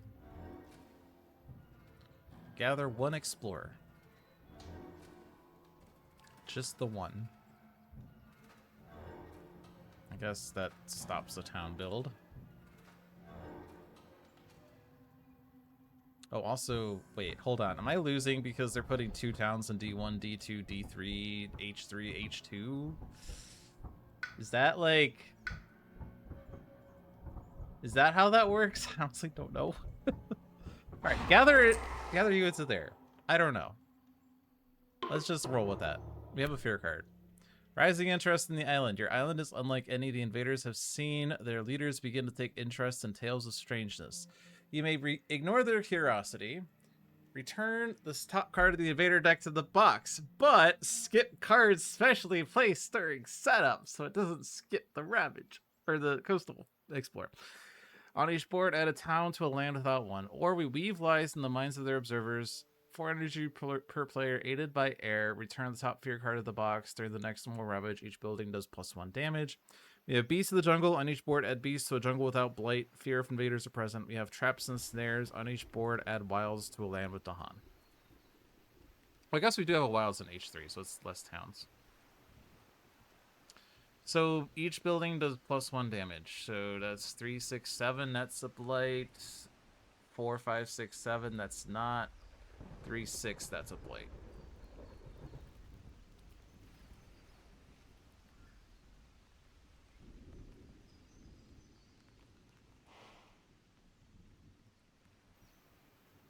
Screw it. Leave lives. Screw it. We need 5 energy. Let's discard Favors Call Due. Let's pay 1 energy. Let's pay energy. Alright, and then Beast to a jungle without blight, and then get Fear if invaders are present. Doesn't happen board age because they're blighted. Wilds to a land with Dahan. So, absolutely here.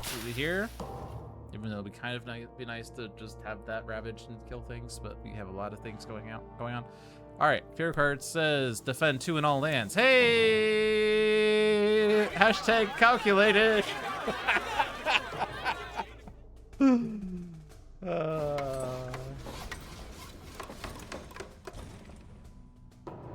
right, let's see how this works. So when they explore a coastal land, they add a town instead of an explorer, but after they successfully explored a land which had no buildings, add an explorer there. So is this add 2 towns or a town explorer? Okay. It's not as bad.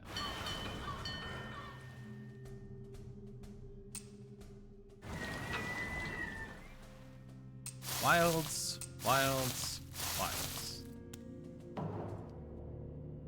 Okay.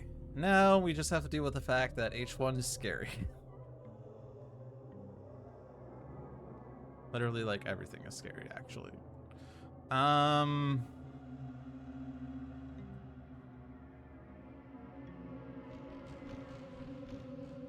Man.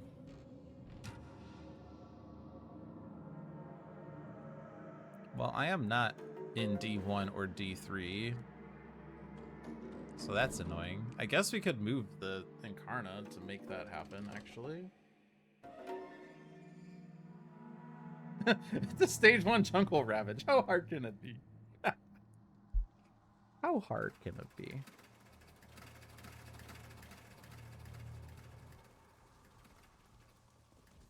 Let's see. We have Spill Bitterness next turn. That's totally not a bad thing.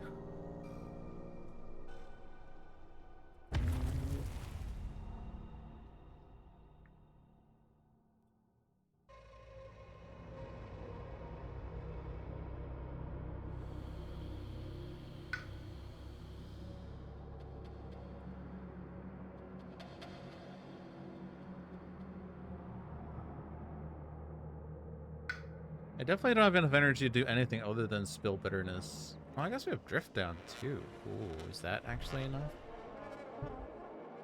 Might have to reclaim with Shadows. H1's probably a Cascade, but it's also building. But I feel like if I do this...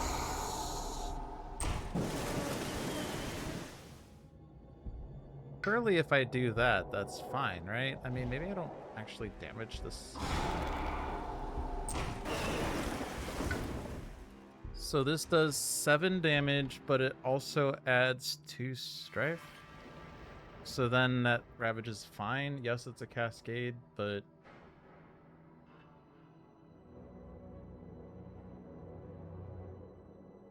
And then H1 is a cascade. But presumably we defend D6.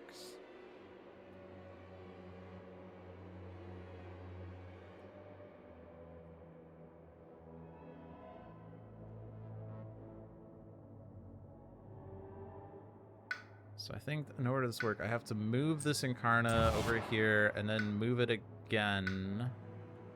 Push it this time, rather.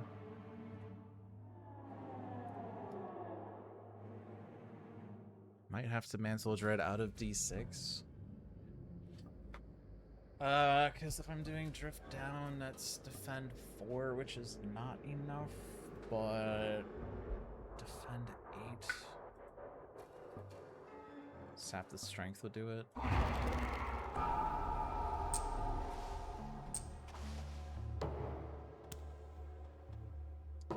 This is not scary. This is going to be minor.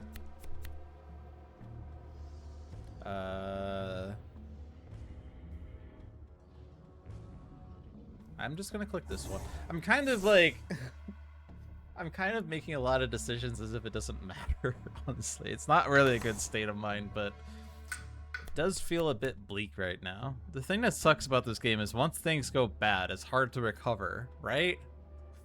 Alright? Okay.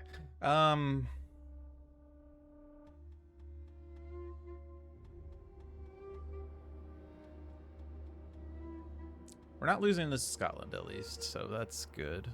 If there's no Dahan, remove a Blight. Am I forced to take Cycles of Time and Tide so that we can, like, remove Blight?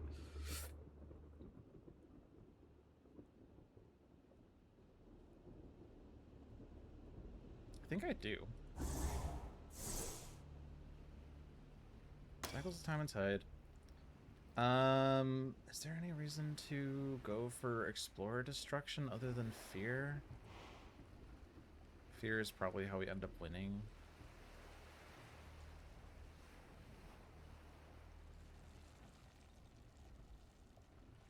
I have to do the Defend. I guess I'm not getting good elements this turn anyway. I could gather an Explorer, but it's not really going to deal with anything because they're not converting Explorers this turn. So... could push a Blight, and then I don't have to worry as much about like a Wetlands cascading or something. Seems silly. Is there anything I can do to...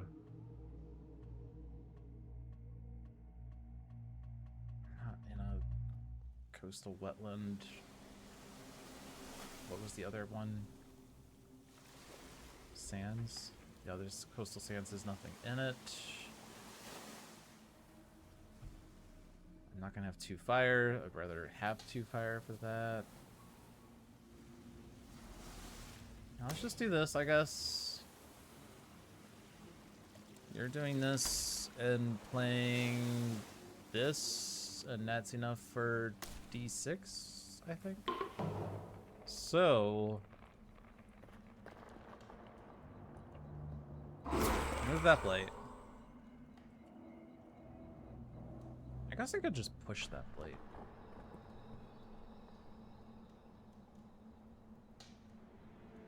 Stage 2 is either wetlands or mountains. Ooh, mountains would be bad right now. Wetlands will be bad right now. Wow, they're both bad. Okay, sweet. Fantastic. Breathe in, breathe out. Breathe in, breathe out. Defend, defend.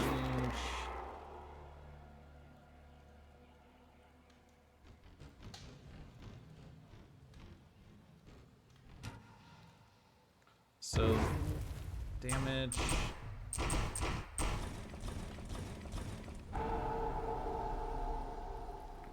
Strife. Probably could just do a Badlands. Unless the Explorer does +1 damage, but I mean, probably loses anyway. I guess my presence, my Incarnate had to count as a presence for that, unfortunately. Sag. But I can add my Incarnate with that, so it's okay.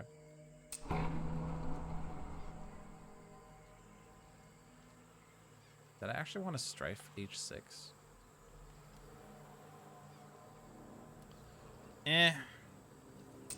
Don't really feel like putting more light in things right now. Destroying more presence, that is. I could spend energy to put that back, though, which is funny.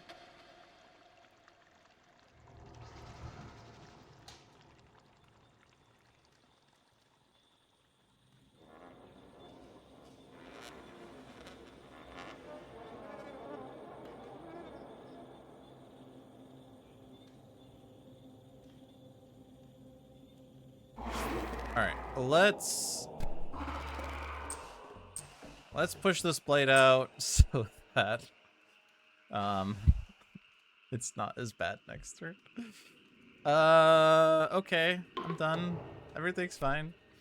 New species spread. New plants and animals brought by the invaders damage the local ecology. You may let the invasive species bloom or transmute the worst of the species. We have 2 moon. I also have a lot of moon cards on shadows. It's fine. Half the board's rounding up disease. 2 Dahana invaders. 2 damage. 2 Dahan there. Spirit 2 Dahan. Blah, blah. Cool. Cool. It's definitely transmute.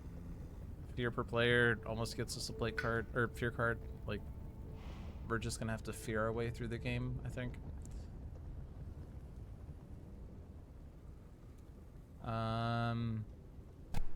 I will discard this.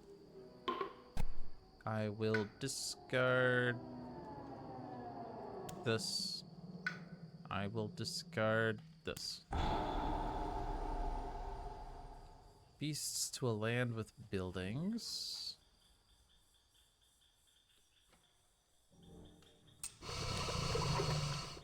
And then disease to land with Dahan and invaders on 1 board.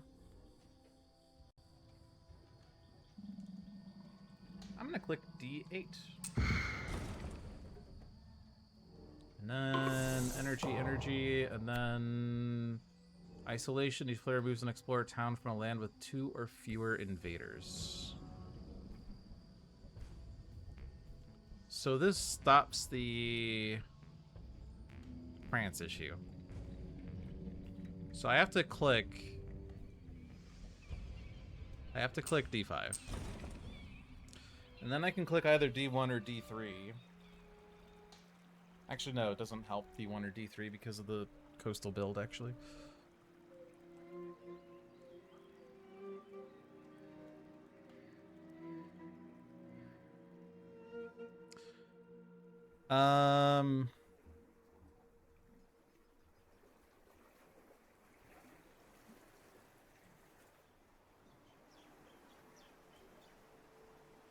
Probably gonna remove from the Blight land.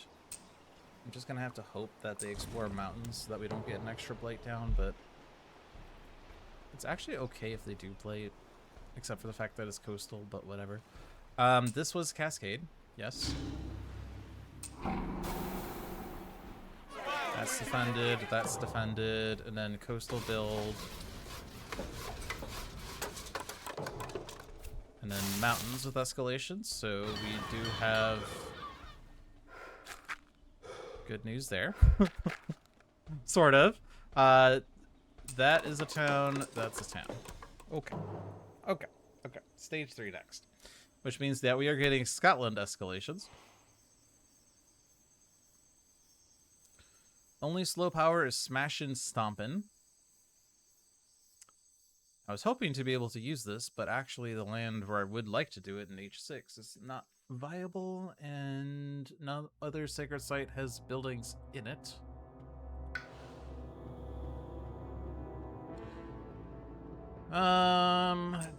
Jesus.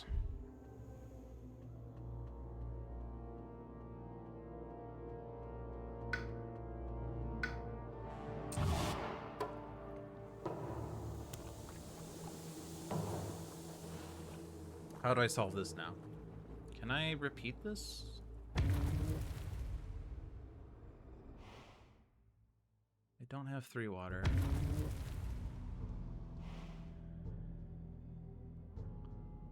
Two invaders don't participate in Ravage does help one of the Ravages, at least. Definitely one of the Cascades. That's good news.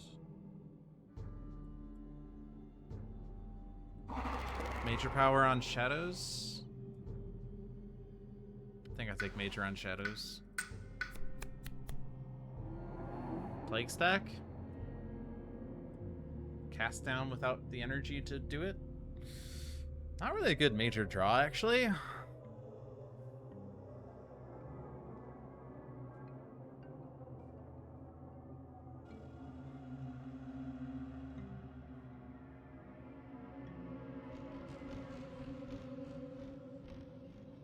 Kind of trash.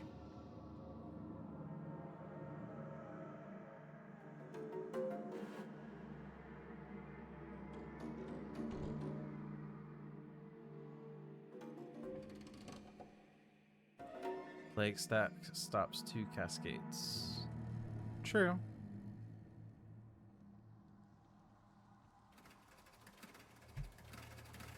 Although one of them I think I could solve by not... I guess, no, you're right. We'll stop 2 cascades, and I could then do the 2 invaders don't participate in Ravage in D1. So then the only issue is H1 with the triple cascade.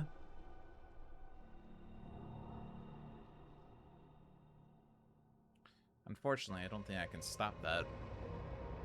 But, I mean...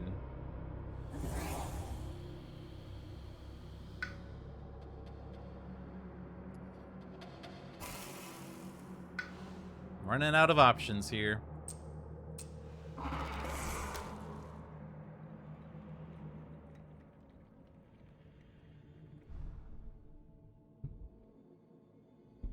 I mean, you have to do like Winds of Rust and then something else happening in H1.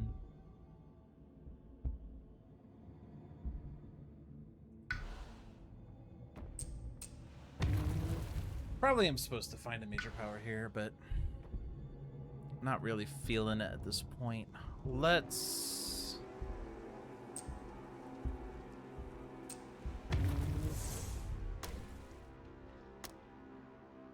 I have to actually play Terrifying Rampage.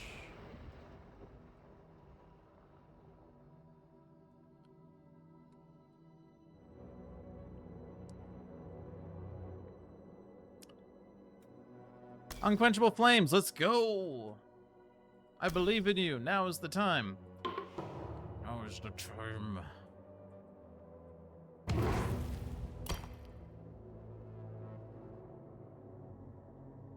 I'm downgrading a town because.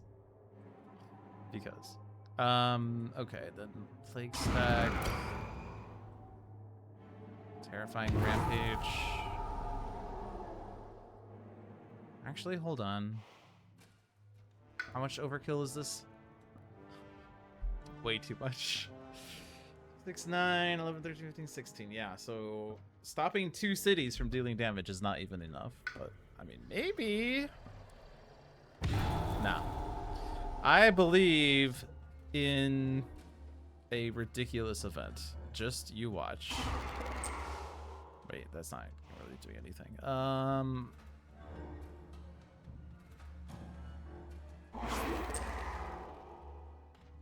Just you watch. Cultural assimilation. In a land with exactly 1 Dahan that has or is adjacent to a city, replace that Dahan with a town. Beasts attack. Each beast steals 2 damage from any token that destroys buildings. Reckless offensive. On each board, choose a land with at least 2 Dahan and at least 2 buildings. Each Dahan destroys a building, add a blight. Oh, baby. Oh, baby. What did they convert?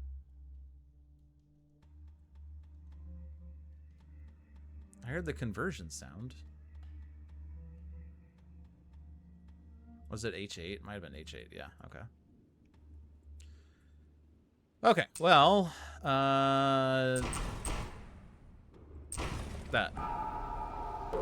5 beasts. Badlands! Yeah! Yeah, Badlands!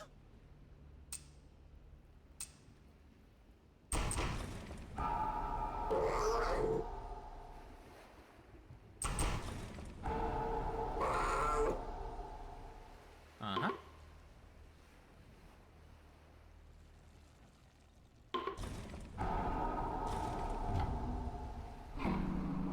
So another cascade?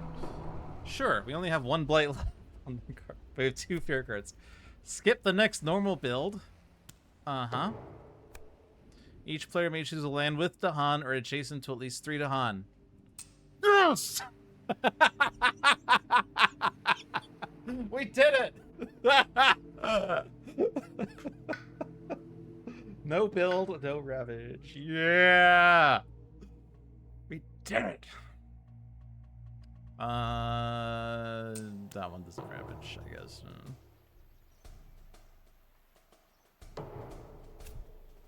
Jungle Sands. So the escalation is on board H. Add a town to 2 lands with the fewest towns. I'm going to click wetlands because those are not building or ravaging.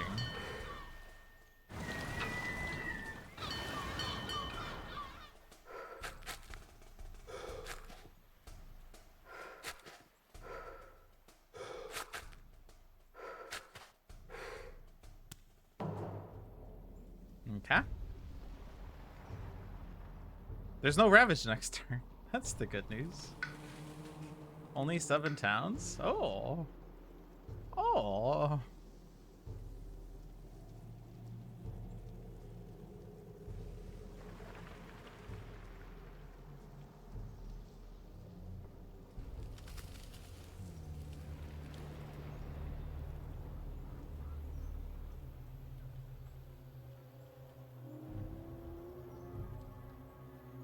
This is how many? 3 damage? Okay. I think I do this. Then we push you. And then we do this.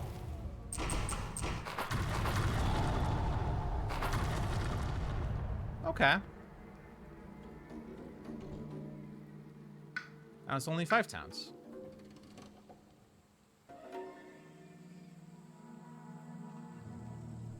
Range? No?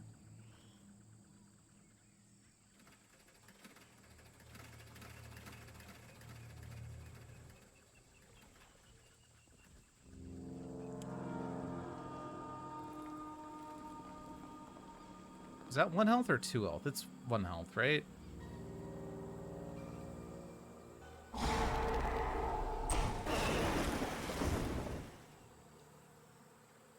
think I'm just gonna leave that one damaged.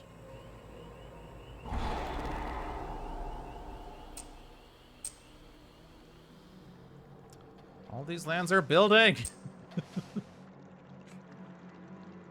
Okay. And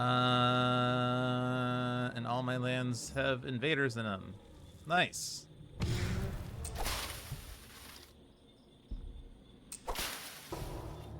Okay, we're still alive.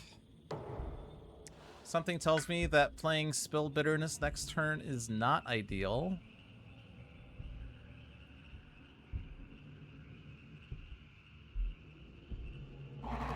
Do I take another major on Shadows?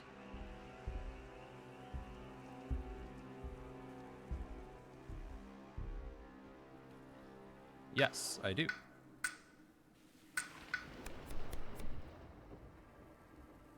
Uh-huh. I do not have 2 Earth. Do I? I have Elemental Boon. This is the reclaim here? Yeah?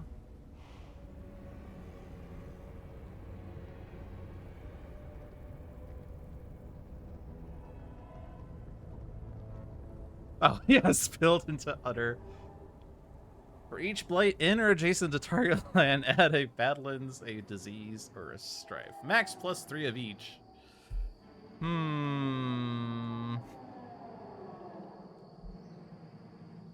For each type of token you added, add 1 more within range 1.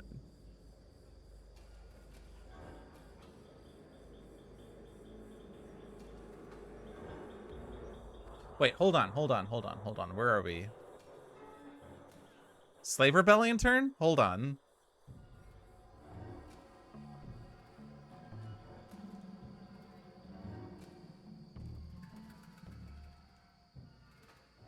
One, two, three. Slave Rebellion is here. Drew Overconfidence, and then 1, 2, 3. Yeah, so Slave Rebellion.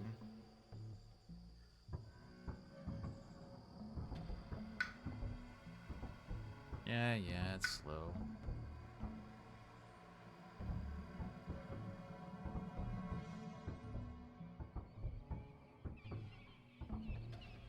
Alright, so Slave Rebellion here is destroy a town, add a strife to any 2 buildings, invaders take a damage per strife it has.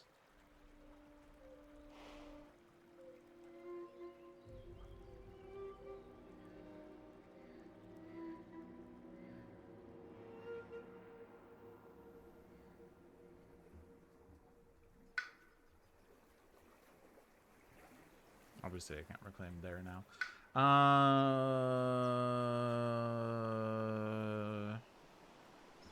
You're reclaiming. Scream disease into the wind. Disease. Scream disease into the wind.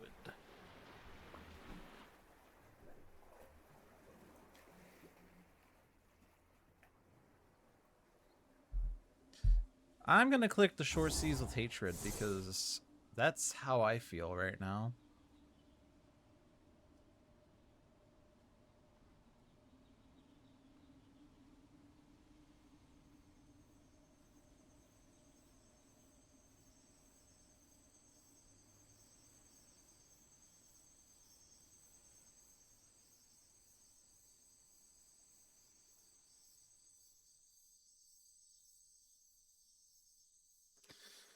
Tigers hunting targets a land without blight. I don't know what that is.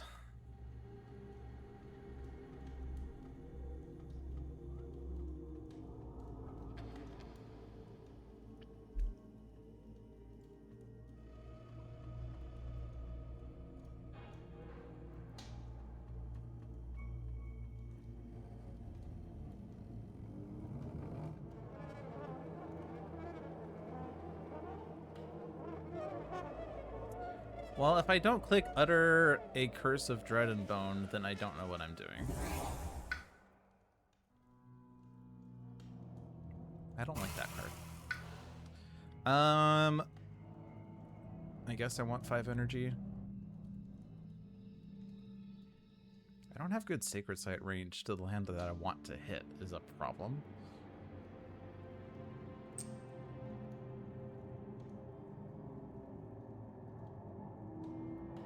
I guess I could hit H2 by spending energy, which isn't really the land that I want to hit.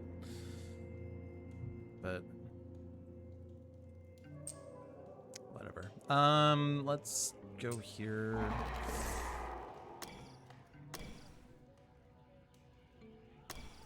My innate power is just never happening. Ever. Why would I use my innate power? Why would I do such a thing? I don't need Elemental Boon for this, actually, which is interesting. You don't need Defend. I guess Elemental Boon would get me a fire, but it's, like, meaningless. I guess I might need to... Well, we're playing this so that I can get Dahan into a land for Slave Rebellion, of course.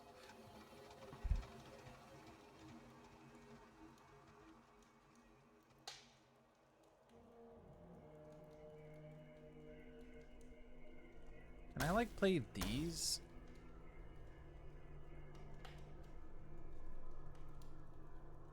Is there, like, I guess, like, we're gonna get a lot of Badlands down, so the 1 damage here is, like, really good, but I don't have energy anymore, actually. But this is crazy damage. Kinda wish I could have my Incarnate in a land where something's happening, but whatever.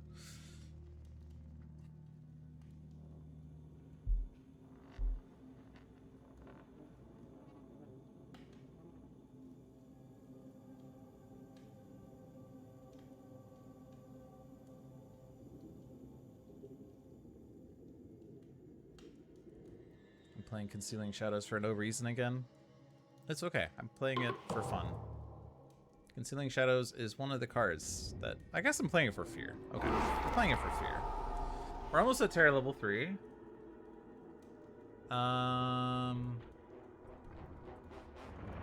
Is there a world where we win, actually?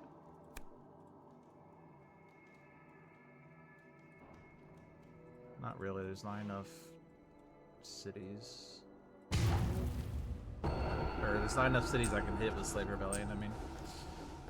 We absolutely do that. And then my Incarnate doesn't do anything here. Oh my god, it's Slave Rebellion. Alright, destroy town, strife to any 2 buildings. Invaders take damage per strife they have.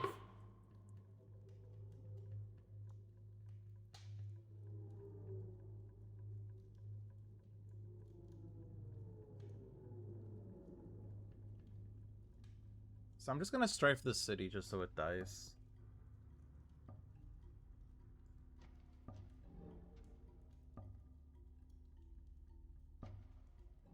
don't know if it matters which one of, like, these dies. I mean, we're gonna have a triple Ravage next turn, but we're hopefully just going to win before that happens? Question mark.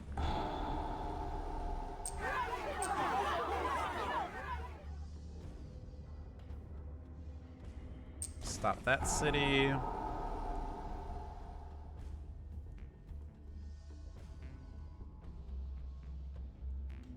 I don't really know what I'm meant to do here. I guess strife 2 cities is kind of forced.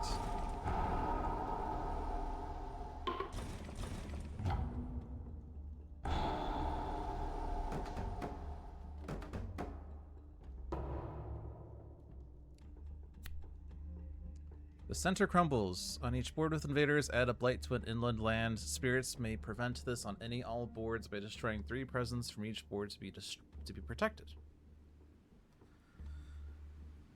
Stricken. Invaders do not ravage. Doesn't matter. Drive off the interlopers. Each player may push and explore a town from a land with Dahan.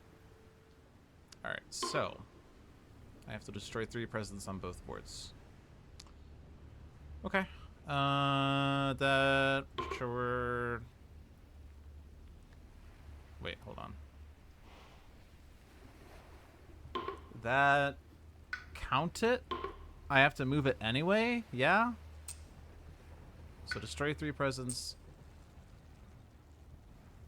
2 of which... No. Oh, I guess... Wait, hold on. Count that as a presence. Oh, I guess I don't have a choice here. I want to count as a secret site!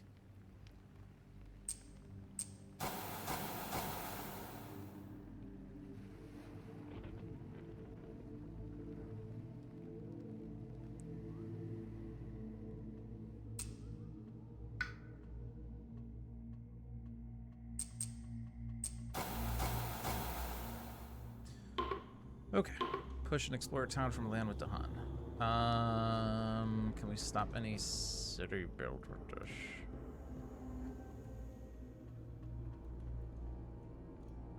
I guess I was thinking I'm slave rebelling this, and then I proceeded to not actually slave rebellion that.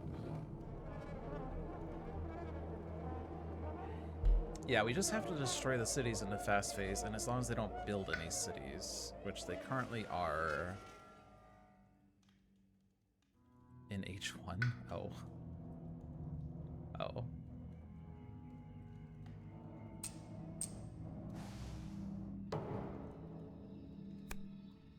On each board, choose a land with tokens, remove 1 invader there, or skip the next build action there this turn. Can't click that.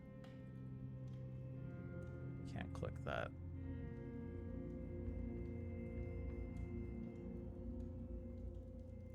I could remove the city from H1, but they just put a new one there, and it's so you remove, so it's like the same either way.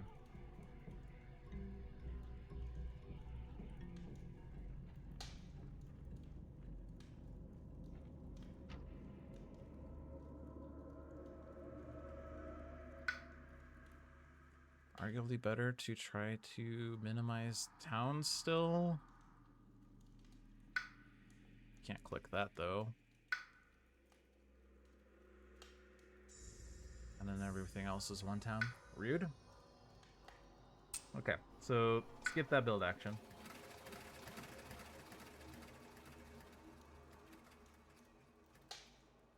Skip that one. No, just remove the invader. Same thing, actually.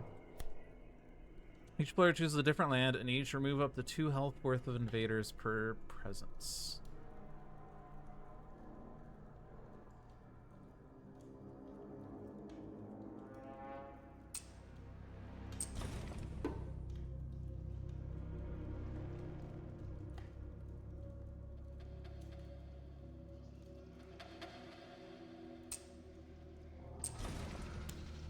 Okay, not really the most exciting fear cards.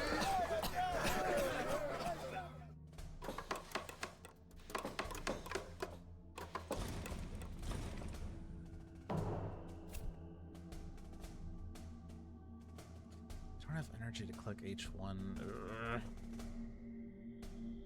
Maybe I shouldn't have clicked that. Okay.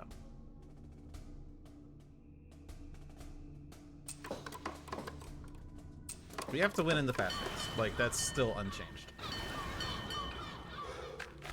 I guess we could do sacrifice victory.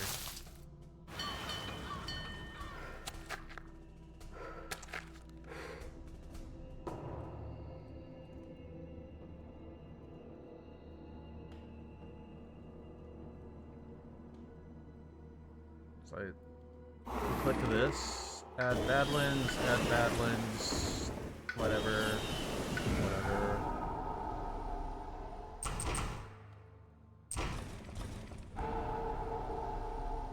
Technically, I didn't add one of each type, so it wasn't the most efficient.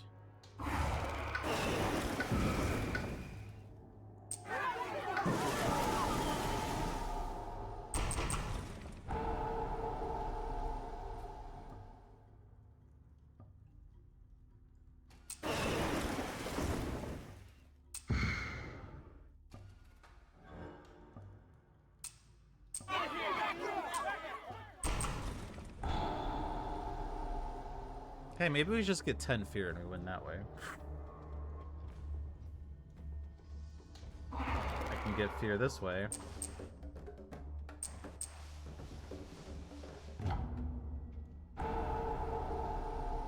Shore Seas probably goes there. I don't have energy to deal damage in an adjacent land.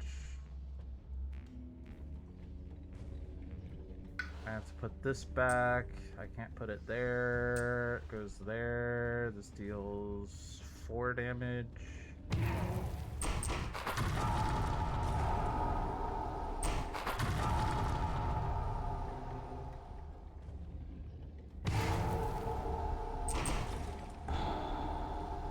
Oh, and I can just repeat this here. And we just win? Okay, cool. Hey, we won. Okay. I didn't get to use the major... Well, I guess I did use the major power, just not in the place I was expecting to do it. I was planning to do an H1 to kill, like, the remaining cities, but I couldn't hit it because I didn't have energy. The invaders' morale has been broken through sheer terror. They flee the island as quickly as possible. 59 points, 10 for victory, 45 for difficulty 9, 6 for the 3 remaining invader cards, 7 for the 14 surviving the Han, and -9 for the 18 blight on the island. That's why you never give up, never surrender. I know it probably sounded like I was giving up as I was just kind of clicking power cards and saying I don't think a lot of this will ultimately matter. And then we were like, well, you know, gamble on the fear card thing. I wasn't really giving up. It was more like I kind of felt that the only way I could survive that particular turn was with a good fear card, which we did end up getting. Certainly could have done the gamble for... what was the card you said? Hail Mary for Ravage Skip or Indomitable Claim. We did actually get the Ravage Skip, I think, but we could have also gone for Indomitable Claim for the greater chance. But I don't know. After that event kicked you in the face, it evened out. Yeah, like the event that removed the 2 fear cards that I got from Slave Rebellion? Yes, absolutely. And then they proceeded to double build sands and then double build jungles or something. So that was like great. I think the only reason this game was so difficult was because they did double sands and then double jungles into coastal.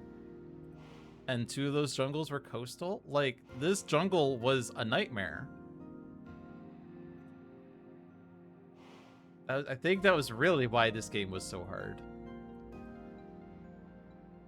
I mean, this mountain jungle sands thing was also perhaps... But, I mean, at that point, it didn't really matter that it was going to be a triple Ravage, right? It just was... Yeah. We just had to win before that went off. But... we managed to somehow win. Blood-Racked Plague was not the most exciting major. Utter Curse of Dragon Bone could have been exciting if we got it earlier. Spill Bitterness was amusing. Winds of Rust and Atrophy is definitely one of the cards in Spirit Island. I forgot 2 unique powers there. I did not forget any unique powers here. That was silly. I forgot minor powers, but I did not forget the uniques. I guess it didn't matter as we didn't get the event cards that said a spirit may regain a unique power previously forgot, or a minor power that says that too, or a major or whatever. But yeah, that was the game. But we successfully won, so I can add that to my spreadsheet. We have one with Ember-Eyed Behemoth. We have one with Shadows Flicker Like Flames. All right. Well, thank you all for watching. I hope you enjoyed your stay. I will see you next week. Well, actually, no, you will not see me next week. Good of me to remember this. I actually am not able to stream next week, or rather, it's probably not a good idea for me to stream next week, as I have a busy work week. So I am going to take next week off. So the next stream is going to be on the 18th. I should be good for that day. A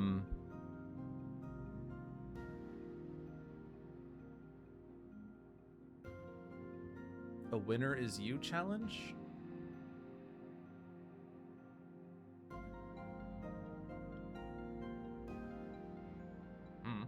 Yeah, anyway, I'll see you guys in 2 weeks. Have a good one.